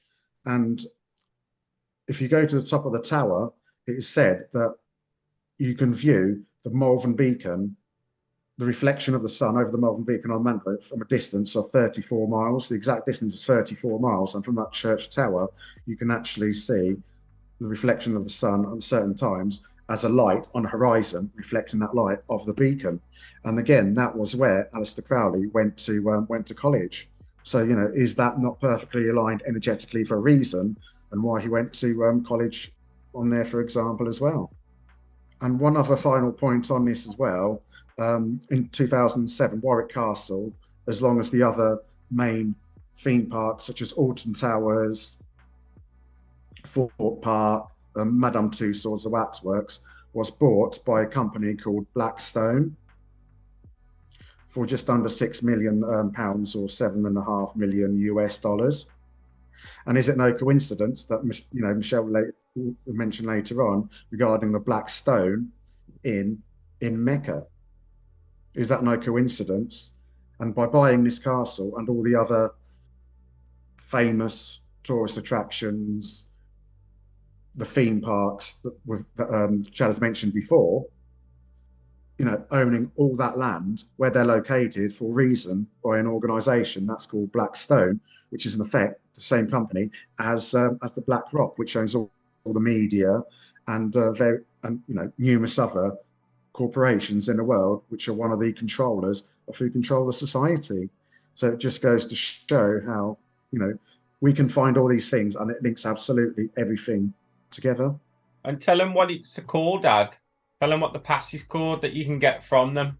What's it called? It's called the Merlin Pass. You can get a Merlin Pass. You can get a Merlin Pass to go to all these sites, which entitles you to a year's free entry. If you pay a certain fee, I think it's about £150 a year or something, you can get a pass where you get free entry onto it. And one thing I've noticed as well is regarding Aleister Crowley, is according to Wikipedia, he was actually born as Edward Alexander Crowley. So where did that name Aleister come from? When that wasn't his birth name. There's not much evidence out there to suggest where it comes from. And then I had an intuition where I automatically thought of Aleister as being a place in the UK called Leicester, a city in the UK called Leicester. And Crowley is also another city in England. So I thought, well, hang on a minute. Well, that seems a bit strange, because it sounds like Leicester and Crawley in the UK. Is there a ley line that runs between these two cities? And to my surprise, I've already, without realising it, a few months back, discovered that there was actually a ley line running all the way from Leicester which starts from just north of Leicester through Loughborough University. And Loughborough University in the UK, one of its specialities is sports. So with Chad mentioning with sports centres and stuff like that, this ley line, which shares a similar kind of name, Leicester, Alistair, runs from that sports college in this particular ley line, which travels through the town of Northampton and Selsey Forest. Because in the previous video, we mentioned that there was a ley line connecting the rugby in the US to the rugby in the UK, and extended down, it runs through and crosses over in a place called Selsey Forest, which I explained in the previous video, which again has some, well, we did have at times some pine trees in there growing. So you've got the Pine Barren connection and the Royal Hunting Ground. So you've got the rugby ley line connecting into this centre place in Selsey Forest, again, linking to trees, as well as this line that connects Leicester to Crowley. You know, that's no coincidence. And again, further down there, it goes through Milton Keynes. And one of the places of note is in the Greater London, it passes through a town called Hampton. So we have that Hampton connection again. So it makes you wonder, you know, what did Alistair want to name himself after this particular ley line for some kind of reason? Like Michelle's mentioned, the connections with Hampton in the US, and then it goes all the way down to the Brighton Pavilion, which is what Michelle has identified in the previous video as well. You know, is that all a coincidence, or is that specific for some kind of reason to fuel the Earth grid, for example? Mm-hmm. Sure, and that's a good lead-in to Stop what we're sharing. going to present as evidence for the reverse engineering of the grid system from what was originally positive Yes. to negative purpose. So Yeah, I'm and just I'll go going into to how these sites are connected on it later on. So okay, I'm just going to finish up with one thought about Aleister Crowley before we move into the next part. He was supposed to have died on December 1st of 1947. And there's been an important, it's important to note that it's long been rumored that Barbara Bush, the wife of President George H.W. Bush, was his daughter. I'm going to put out there, what if Aleister Crowley and Barbara Bush were actually one and the same? As you can, it's the, going thing is that she was related to him, but I think there's probably good evidence that maybe they were actually the same person. This is a common story, Michelle, across the board. I believe what you're saying. It's a common story. For some weird reason, this transgender and playing multiple roles is quite prevalent, and it seems to be going back to around, if not before that time, and it's in everything now. And I actually verbalized that for the first time. I was sending Adam an email. I had suspected that for a while, but if you look at Barbara Bush's neck in pictures, she's got like a massive neck behind those pearls. The day that I verbalized that for the first time to Adam, something came up on my Twitter feed, and it was a picture of Barbara Bush and George H.W. and W. And the caption was, Alistair Bush and his two daughters. So if you want to kind of throw that piece into the mix as well, nothing would surprise me like what you're saying, Chad. It's so weird what's going on with this. Crazy. And actually, I'm hearing and seeing possibility that it's way prevalent in the elite class. It's like they love to pull it over on us, and affects a lot of people. And they make you think that it's what it's not. So that's that happens quite a bit. Now let's look at our findings with respect to the reverse engineering of the Earth's original energy grid system into a control matrix. First, here's an approximately 18-minute video which contains clips from Chad's Sports Circuit and Squatterman videos, which included clips from my Circuit Board Earth video and a clip from Adam's video on Do Modern Day Cities Harness the Same Power as Ancient Sites?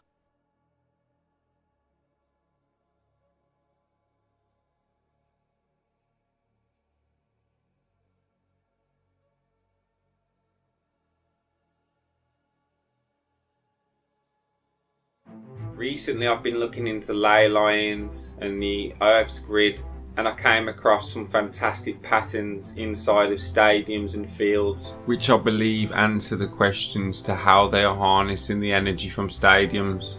Firstly, to explore this, we need to explore Michelle Gibson's circuit board Earth theory and look at the circuit board Earth and what it may represent, to see what the stadiums and the pitches may be doing in terms of harnessing energy for the circuit itself. We were looking into meanings, definitions and symbols to see if the stadiums and pitches represent or actually are batteries on the grid system itself, powering something larger that we are unaware of. The positive and negative forces of the home and away sides, cheering and creating tension. What are we really doing at football matches? And then finally, we'll look at the game in a philosophical manner and what hidden truths are hidden in football and other games, to stadiums and pitches not only representing the universe and life itself, but also being harnessed as a battery. I think we are being told in our everyday language what the function was of specific infrastructure on the Earth, which was arranged as a circuit board for the once free energy generating electromagnetic grid system of the ancient advanced civilization all over the surface of the Earth, and which I believe existed up until recent times. We are still using much of the enduring and sophisticated infrastructure of this advanced civilization in the present day. The sport of racing uses the word circuit in the following ways: the course over which races are won, the number of times the racers go around the track, an established itinerary of racing events involving public performance. And in bicycle racing, a circuit race is a mass start road cycle race that consists of several laps of a closed circuit, where the length of the lap is slightly longer each time. Electrical circuit definitions include a closed path in which electrons from a voltage or current source flow, and includes devices that give energy to the charged particles the current is comprised of, such as batteries and generators. Devices that use current, like lamps, electric motors, and computers. And the connecting wires or transmission lines. An electronic circuit is a complete course of conductors through which current can travel. I've begun looking at a battery, realising and obviously knowing that the negatives at the bottom and the positives at the top, visualising a ladder climbing between the positive and the negative at the bottom, which would represent the 9 realms, us being the middle realm, which would be the perfect balance between positive and negative duality. And then when I turn the battery, it gave me the realisation that pitches and stadiums could be harnessing this type of technology. When I started to draw the lines from side to side, corner to corner, following basic geometry, it created a natural pattern of pyramids, which space between 9 lines within a pyramid, the 7 in the middle to me representing the spectrum of the rainbow, and also the 9 on each side creating a positive and negative vortex, as you can see highlighted by the blue and red. We also know magnets to work in this way, with a positive and a negative spectrum, and obviously with the home and the away, teams and fans, players and all of the crowd creating a vortex. When I checked other geometric patterns across other courts like basketball, it was the same.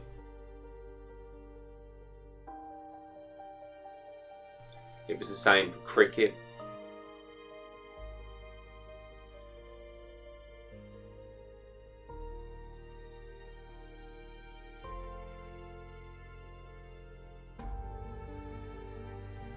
It was the same for tennis, and the list goes on.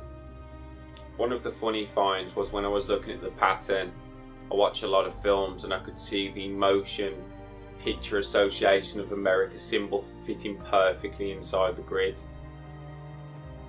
Onto stadiums, which obviously house the pitches.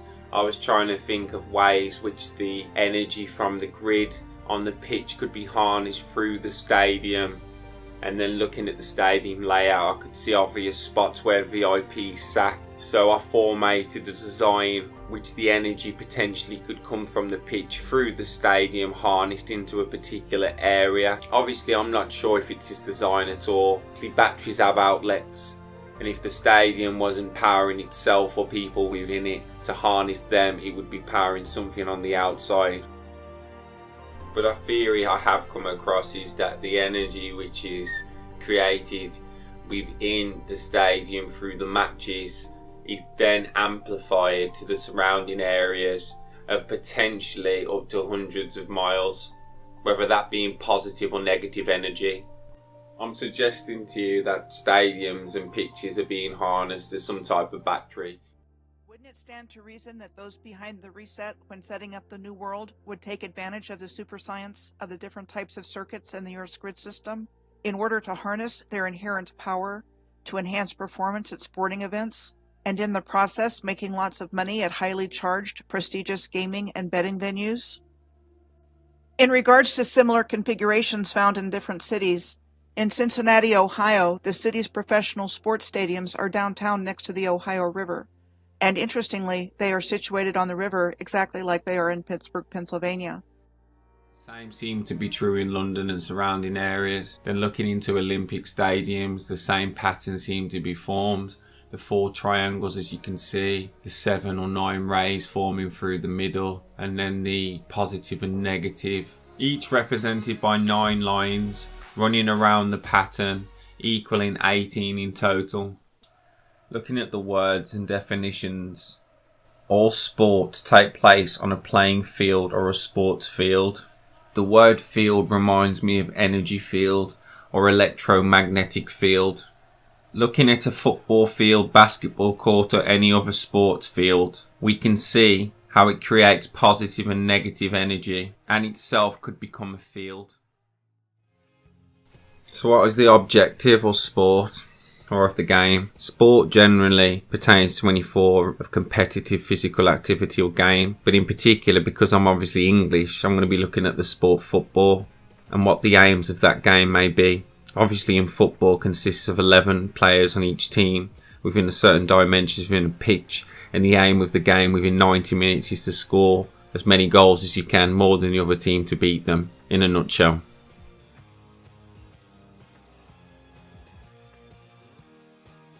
You know, guys, there's a lot I could go through here. The referee, how he's the enforcer of the laws of the game. We could look at the balls and the dimensions of the balls and what they're made of and how similar they are to Earth and all the geometrical sacred shapes within them.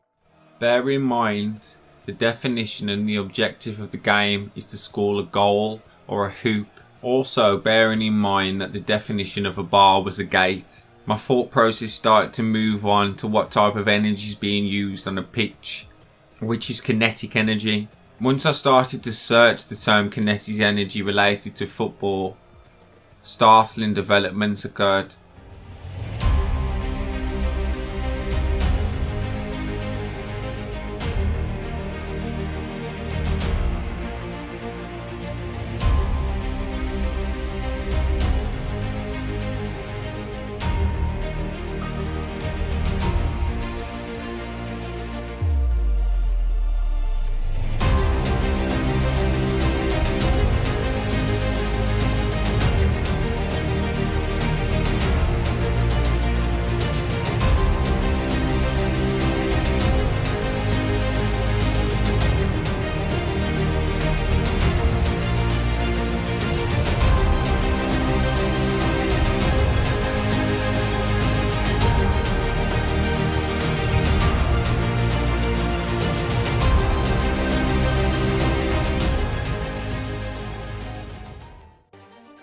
If you can put 2 and 2 together, you can surely see how this could already be taking place on football fields with the natural geometry and the pattern that I've found. And you can obviously see 4 pyramids, 4 triangles. If you were to imagine pulling those triangles up from the top in the middle of the centre of the pitch, you would actually form a pyramid. When imagining the pyramid and then seeing the stadium around the pyramid as well, straight away Stargate came to mind. As we discovered with the definition of a bar, could the pitch, the stadium and the spectators combined together all be acting as some form of gate? You know, just looking at the cover of Stargate, the circle surrounding the top you can see as a particle accelerator of the stadium which sits upon the pitch. Just squash the pyramid down from the top and it would easily form the pitch and the 4 triangles that I've shown. The next video was sent to me by a friend, Adam. I can't really make top and tail of the video, it's so complex, but ultimately one of the patterns matches the design on the pitch, and it also reminds me of Spider-Man. As we know, films hide so much, but even sacred geometry and potentially the keys to Stargates are being hidden within movies. Everything the characters in Marvel have the potential to do is a potentiality in science.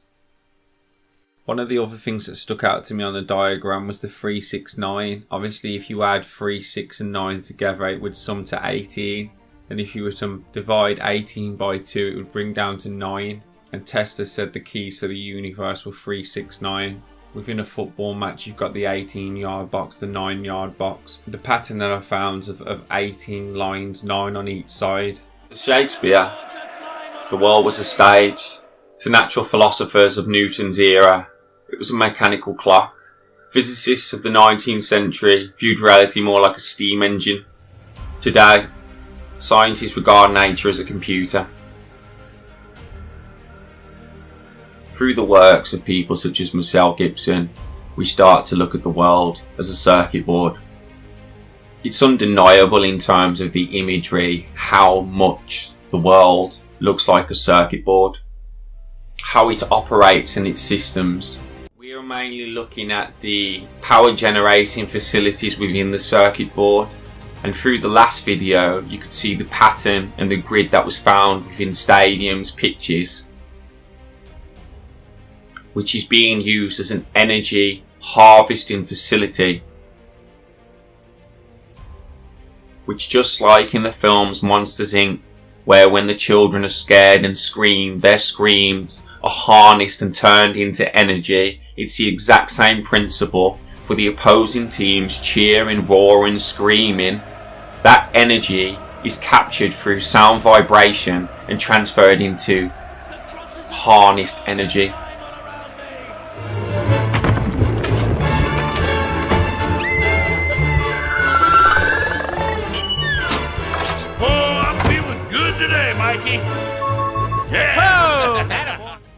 Violetting out the last video, we had comments referring to Squatterman and the pattern very much matching mine on the field,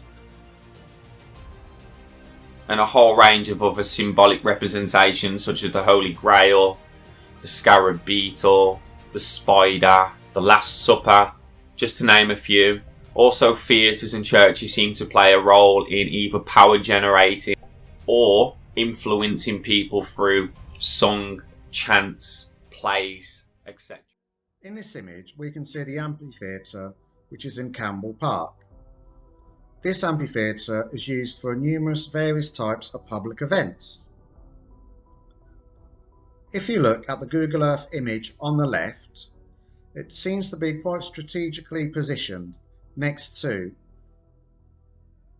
an amphitheatre shape office block with a copper type roof, as you can see from the green colour on the image. Copper happens to be a highly conductive material. Is that coincidence that right next to the amphitheatre they've built office accommodation with a copper roof? Is that normal?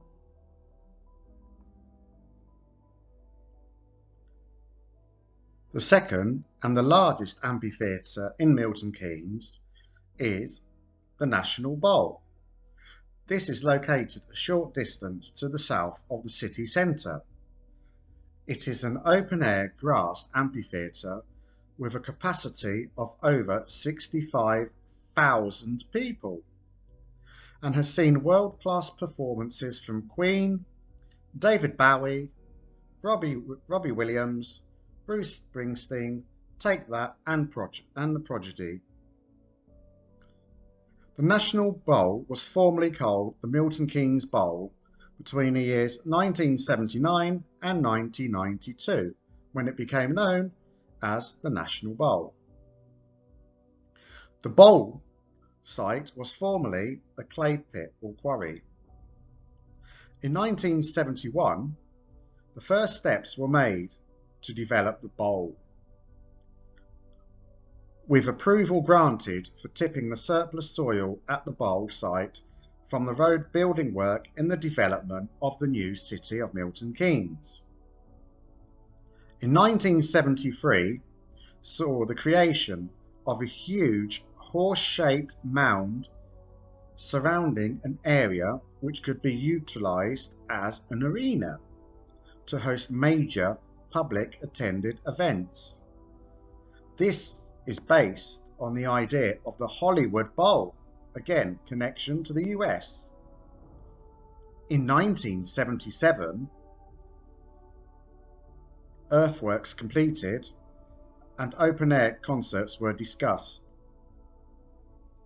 This great venue hosted a galaxy of world-class entertainers, including Bon Jovi, Eminem, Green Day, Linkin Park, Oasis, Take That, and the Foo Fighters, and Robbie Williams.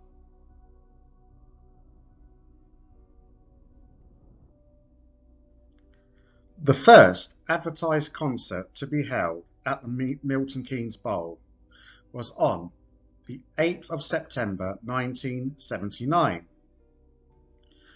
This concert was called Soul in the Bowl, and it featured artists like the chairman of the board, Desmond Dekker, and the Aces, Geno Washington, and the Ram Jam Band. Ancient amphitheatres were known to harvest sound energy.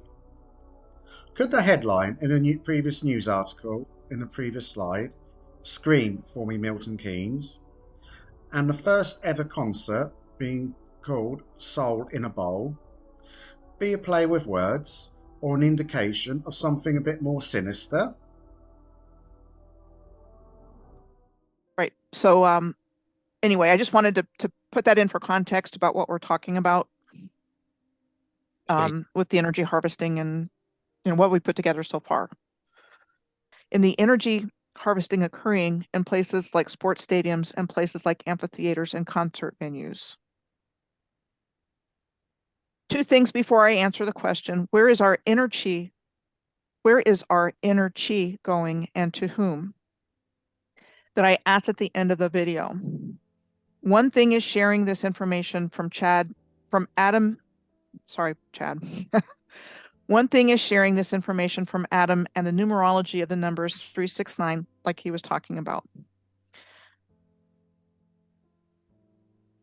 The other thing that I mentioned previously that Crowley called the Baphomet Father Mithras, the cubical stone, which was the corner of the temple. Was he referring to an actual physical location?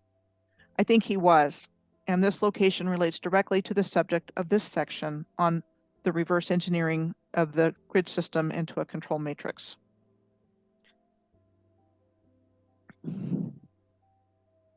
As a result of all of this work on energy harvesting in the grid system the three of us have been doing separately and together, I emailed the question, where is our energy going, to both of you, particularly thinking of Chad's work on stadiums turning into portals in sports circuit. Almost immediately, I remembered hearing that Saturn was connected to the control matrix, but I had nothing to hang it on before. So I searched for Saturn in the matrix, and this is what came up.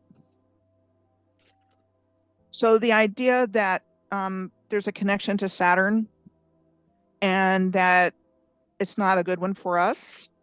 And you were saying, Chad, that there's a connection between Satan and Saturn. You know, Satan for me is Santa. Santa's a Satan, you know, a version of that. Saturn, when they're talking about Saturn, a lot of the times it's a different, it's a name for that also. And just by looking at that picture that you've got on the screen in front of you, you can see the ram's horns, can't you?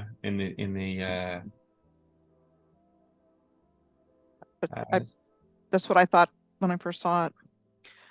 So it's the idea that Saturn's being used to pump out reversal violet ray plasma light, as it says here, and that this is the distortion that generates reversal plasmas and reversal violet light on our planet. And that these reversal plasmas are designed to ignite and feed the demon seed that exists in the shadow selves or negative forms of the masses. So again, I had nothing to hang this on until our research started to come together. Can you see the Eye of Ra? Go back, sorry. Can you see the Eye of Ra there as well? Can you imagine the all-seeing eye at the top of that pyramid? How it would replicate the eye? You know, it's just another way of hiding that. And the way that comes down a lot of the time in their art is the eye with its rays. So it's showing the manipulation, isn't it? The harvesting and the feeding of that energy through this top point. Starting to come together. This was a picture I took at the Coricancha in Cusco, Peru, which I visited on a tour of Peru in May of 2018. I was looking back on past research that I've done. This is one of the pictures I took when I was there, a beautiful painting of the Szecowka system. The Szecowka, of which the Coricancha was the center, was a huge scheme of sacred geometry and involved at least 42 ley lines radiating out from the center. The literature that's available on it suggests that it referred to the Inca Empire, partitioned into 4 divisions, and the boundary line separating the 4 also radiated out from the Coricancha. But a chronicler of the time of the conquest of Peru, Bernabe Kobe, wrote that the sequoias were conceived as straight lines diverging radially from the Coricancha, the symbolic center of the world, and extending out into the cosmos, which sounds alike to me a lot more than the Inca Empire. Cusco is called the navel of the world, and the Coricancha, a breathtakingly beautiful megalithic masterpiece, the navel of the navel. Coricancha is said to mean in English something like golden enclosure, and it was at one time. It was covered in gold, but the gold's long gone. Then there's the issue of the original Jerusalem being in Peru. It was called Jerusalem or Jerusalem, and said to be built by the Egyptians as their capital, and is where they laid the cord. So that was at the Szecowka system. The Temple of Heru in Egyptian, the language is Medu Neter, is Peru, Peru, Peru, PR-HERU. Also sounds like hero, as in Camp Hero on Montauk Point. Then the Kaaba in Mecca came to mind. The Kaaba, literally the cube, is a cubical structure. It is not only the location for the Hajj pilgrimage for Muslims to visit and revere in person, joining a massive procession that walks around the structure in the same direction, it is also the direction Muslims around the world face for prayer. And you can literally see in the name Kabbalah and Cabal. No, you play around with it. The Kaaba is covered by a silk and cotton veil known as the Kiswa. A veil? The veil? Is this meant to keep us from seeing the reality of the world we live in and keep us from seeing the deceptions? Embedded in the eastern corner of the Kaaba is the black stone, considered to possibly be a meteorite, but the origin of the black stone is not known with certainty. Again, at the end of Adam's last PowerPoint presentation, he talked about Blackstone and Black Rock and asked, is there a connection? By the power of Grayskull.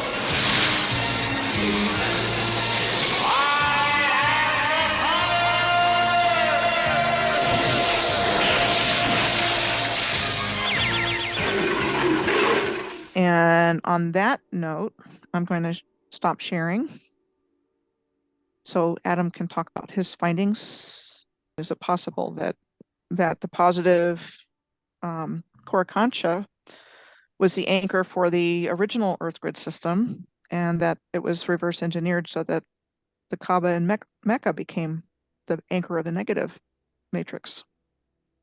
Yeah, so Michelle had a good point to me when she came up to me and asked me that question. You know, are those two center points anchors in a world, and are they actually connected? And again, it was to no surprise in Michelle's intuition that there is a ley line connecting both these centers of the Earth, and the way they're connected is a significant major dragon line or ley line connecting the two centers together. So in this presentation, I will explain exactly, you know, what it looks like and how that also connects with the cosmos as well. So that's got that link as well.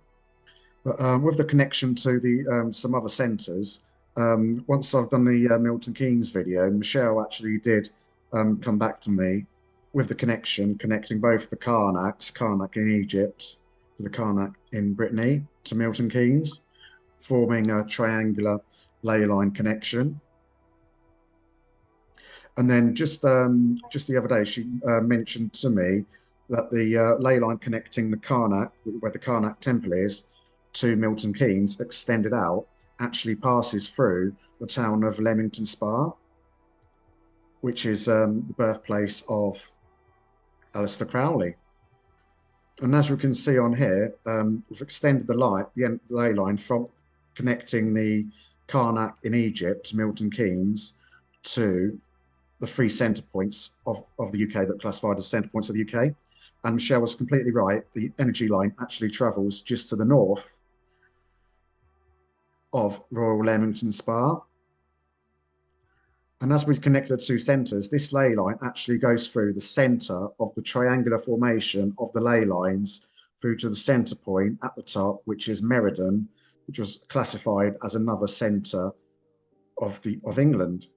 So is it no surprise that that line is perfectly aligned with these three central points on the grid? So that is, to me, clear evidence that certain locations are connected deliberately, aligned with each other, and use energy lines, ley lines, to transfer that energy that's being harvested to keep that circuit of energy fueling whatever the intention of fueling that energy is. So to me, that is clear evidence that all center points are actually connected. And again, extending that particular ley line out, which connects from Egypt, it actually goes through to the south of the Isle of Man, which connects again through to that ley line that connects the rugby in America to the rugby in England. Is that a coincidence? And why are they both crossing at the point in the Isle of Man? You know, what could have been going on in the Isle of Man at some time in the history? Because I know Michelle mentioned that, you know, she suspects that there was some not so nice things going on in the Isle of Man. Is that right, Michelle? Actually, the Channel Islands, but you know, it could have been any of these places. Mm-hmm. And again, why do these lines cross on the Isle of Wight? You know, is that a coincidence? Just looking at the ley line connection between the two centers that Michelle has mentioned, Cusco in Peru and Mecca in Saudi Arabia. The ley line that connects both the centers through is the main energy line, or the dragon line, which connects the northern hemisphere with the southern hemisphere. So it's connecting both those hemispheres together, and the energy is actually fed from Cusco into Mecca. So Mecca is like the the feeding center of that energy that's being brought into it. And that's not including the energy from the millions of Muslims praying around the world facing in that direction. All that energy from the prayers is obviously being fed into that energetic center, which is Mecca. Mm-hmm. And I decided to check the distance of the ley line between Peru and Mecca, and it happens to be 7,950 miles. And then we also get the connection of the 21 again, which when we looked at the previous slide earlier on, we noticed that when Aleister Crowley was born and when he died, all the numbers added up to 21, which create a single digit of 3. Is that another coincidence between these two energy centers? And again, from the Cusco in Peru to Mecca, the energy line heads at an angle of 72 degrees, which again is the 9. So we're seeing those 3, 6, 9 connections yet again. And now, if we look specifically at the Cusco, we can see from this Google Earth image that Cusco is actually located on top of a mountain. And if we look to the bottom right-hand side of the screen, we can see that the elevation is just under 12,000 feet above sea elevation. So that's at a much higher point. And then if we look at the Mecca, we can see that the where the Kaaba is and the center for the pilgrimages and the worship, it seems to be in an elevation that's forming like a bowl, like an inverted dome. Is that coincidence? And to me, looking at from an aerial image, this looks to me like it's similar to that of a sports stadium. Wouldn't you agree, Chad? When you look at it, with the center point being like the sports field of the stadium. Definitely, 100%. And the outer surrounded on it, is that a reason? The outer ring as well, that's eye-catching, isn't it? It's almost like some old technology. Some ancient type of technology. First time I saw it, this reminds me of like a crashed spaceship. So the Star Trekkies out there would say, this looks quite similar to the structure of the Starship Enterprise. It looks quite similar, and it seems to be going down in elevation, as you can see from here. And Mecca is at an elevation, if you look to the bottom right of the screen, just under 950 feet.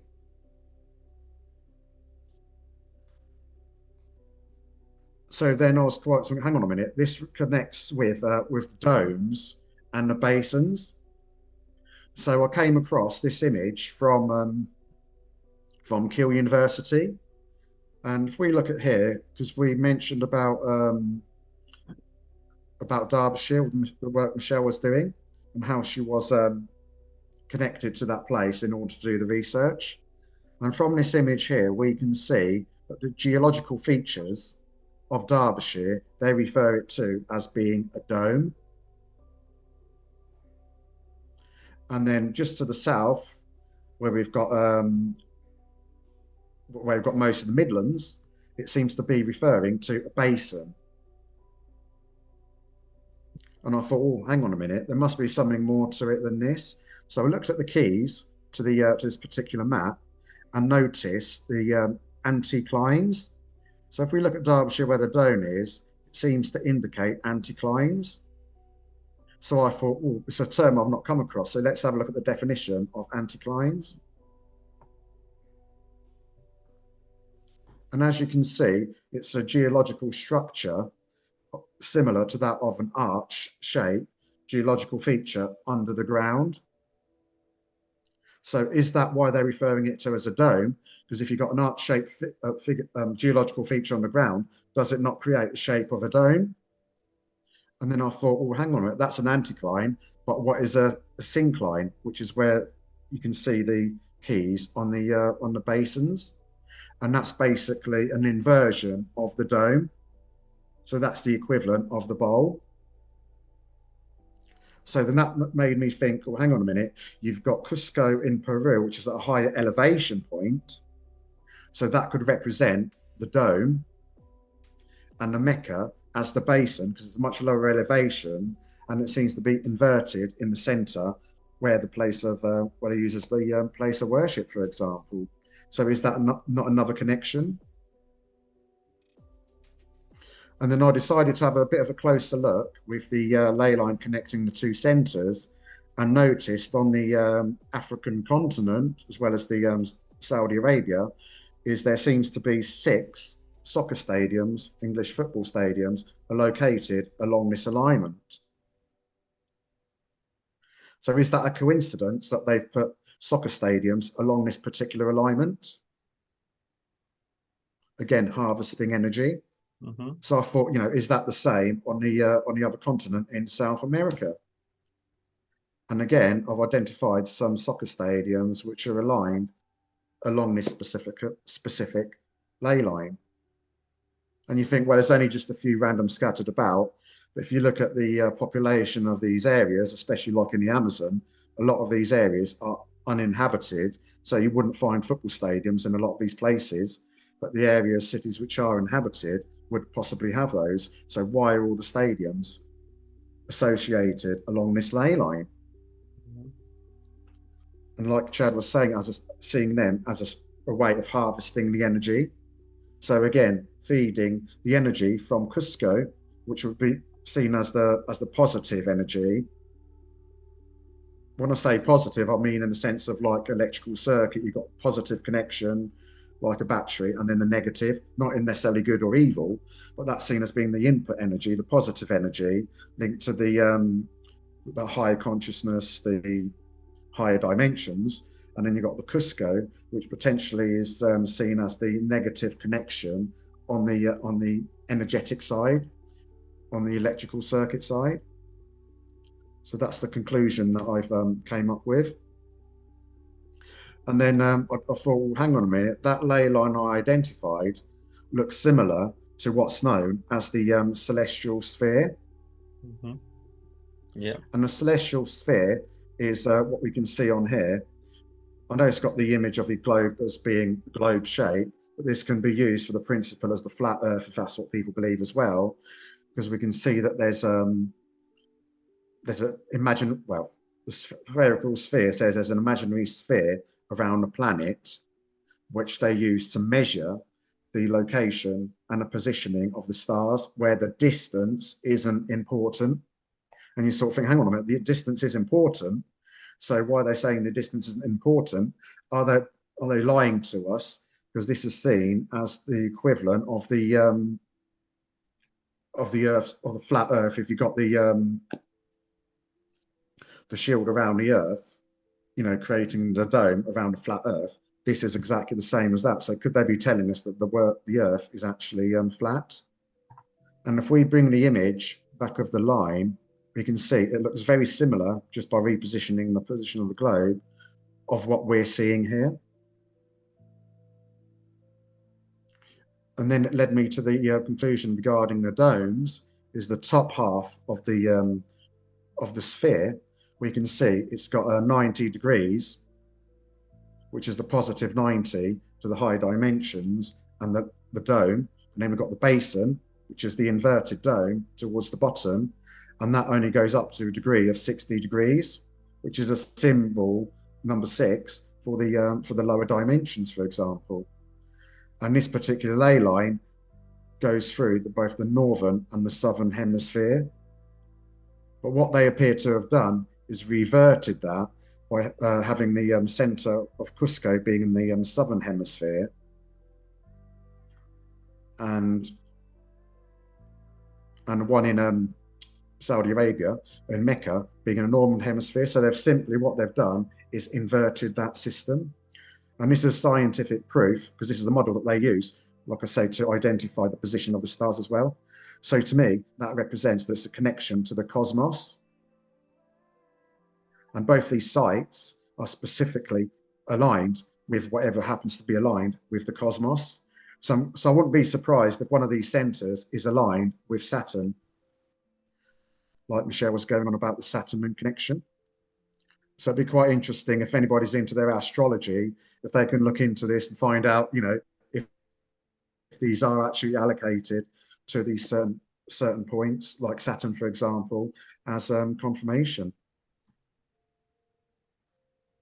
And there's also another connection with the ley line, connecting the other centers of the Barrens line.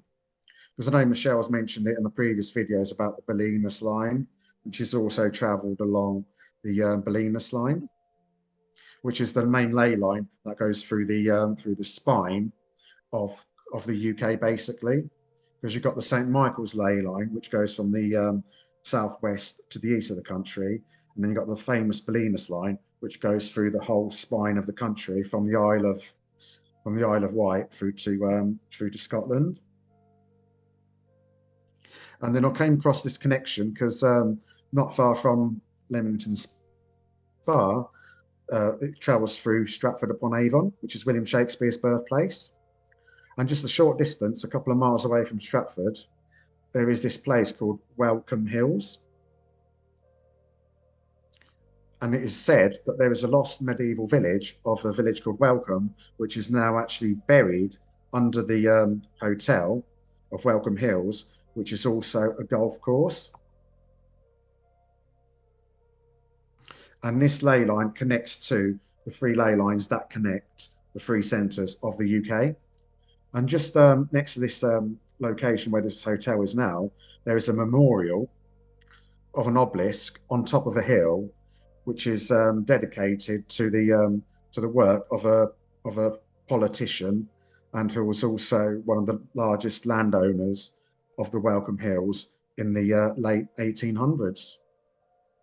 And as Michelle and Chad have mentioned in a previous video, with the structures of the obelisks being a memorial for some of the people that they supported and worshipped, that's built on that location for a specific reason. And then I came across this article by someone called Richard Morris, which was an archaeologist, and he'd done some study regarding the Welcome Hills, allocating the medieval field system, mapping the ridges and the furrows in that area to try to locate this lost village of Welcome. And they could not find anything on it, and they've had strong suggestions to say that this lost village is probably buried under what is now the hotel and what is the golf course. And to me, that makes perfect sense,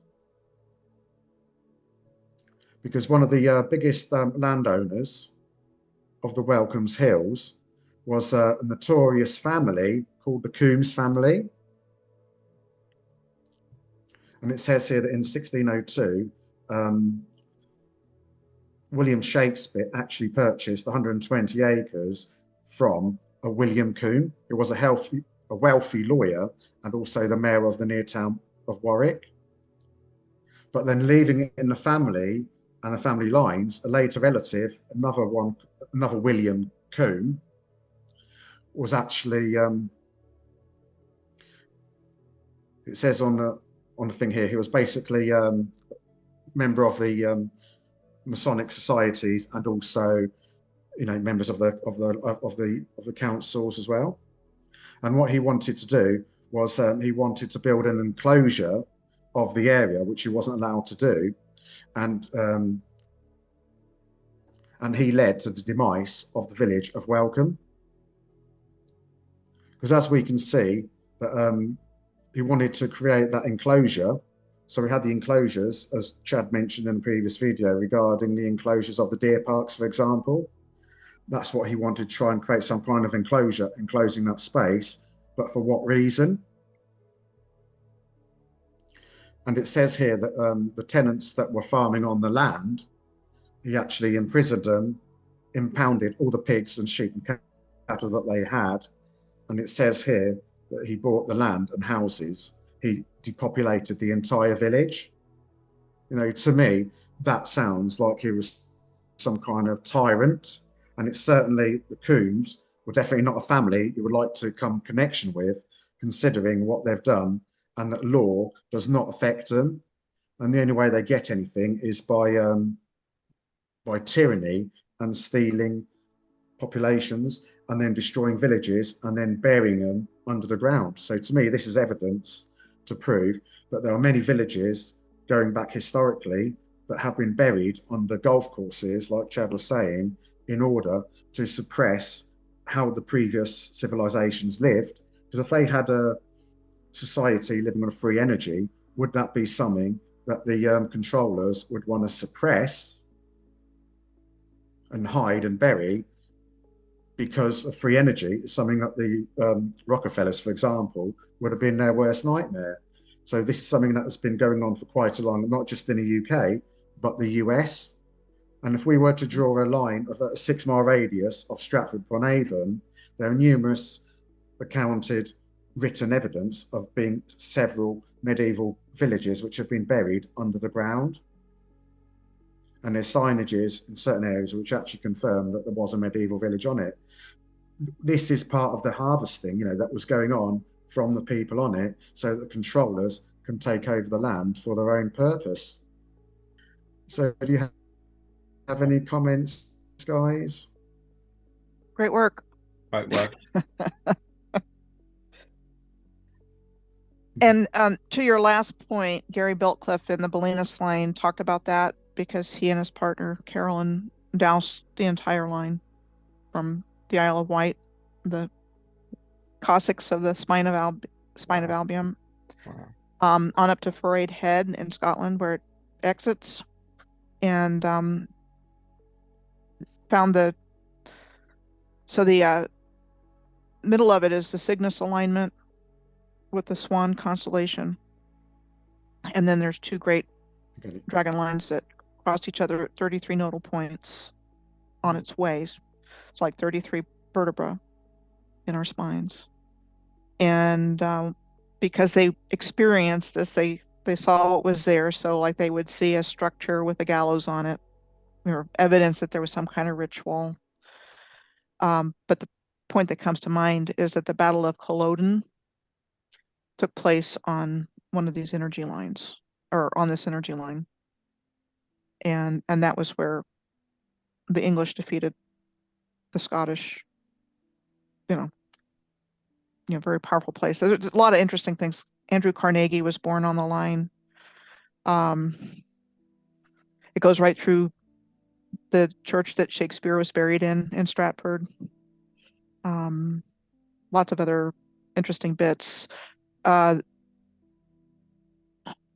Carnarvon. The Carnarvon estate, and I'll have to send you some information on this. The Carnarvon that was with the discovery of King Tut's tomb. Their family estate, where I believe that Downton Manor is filmed.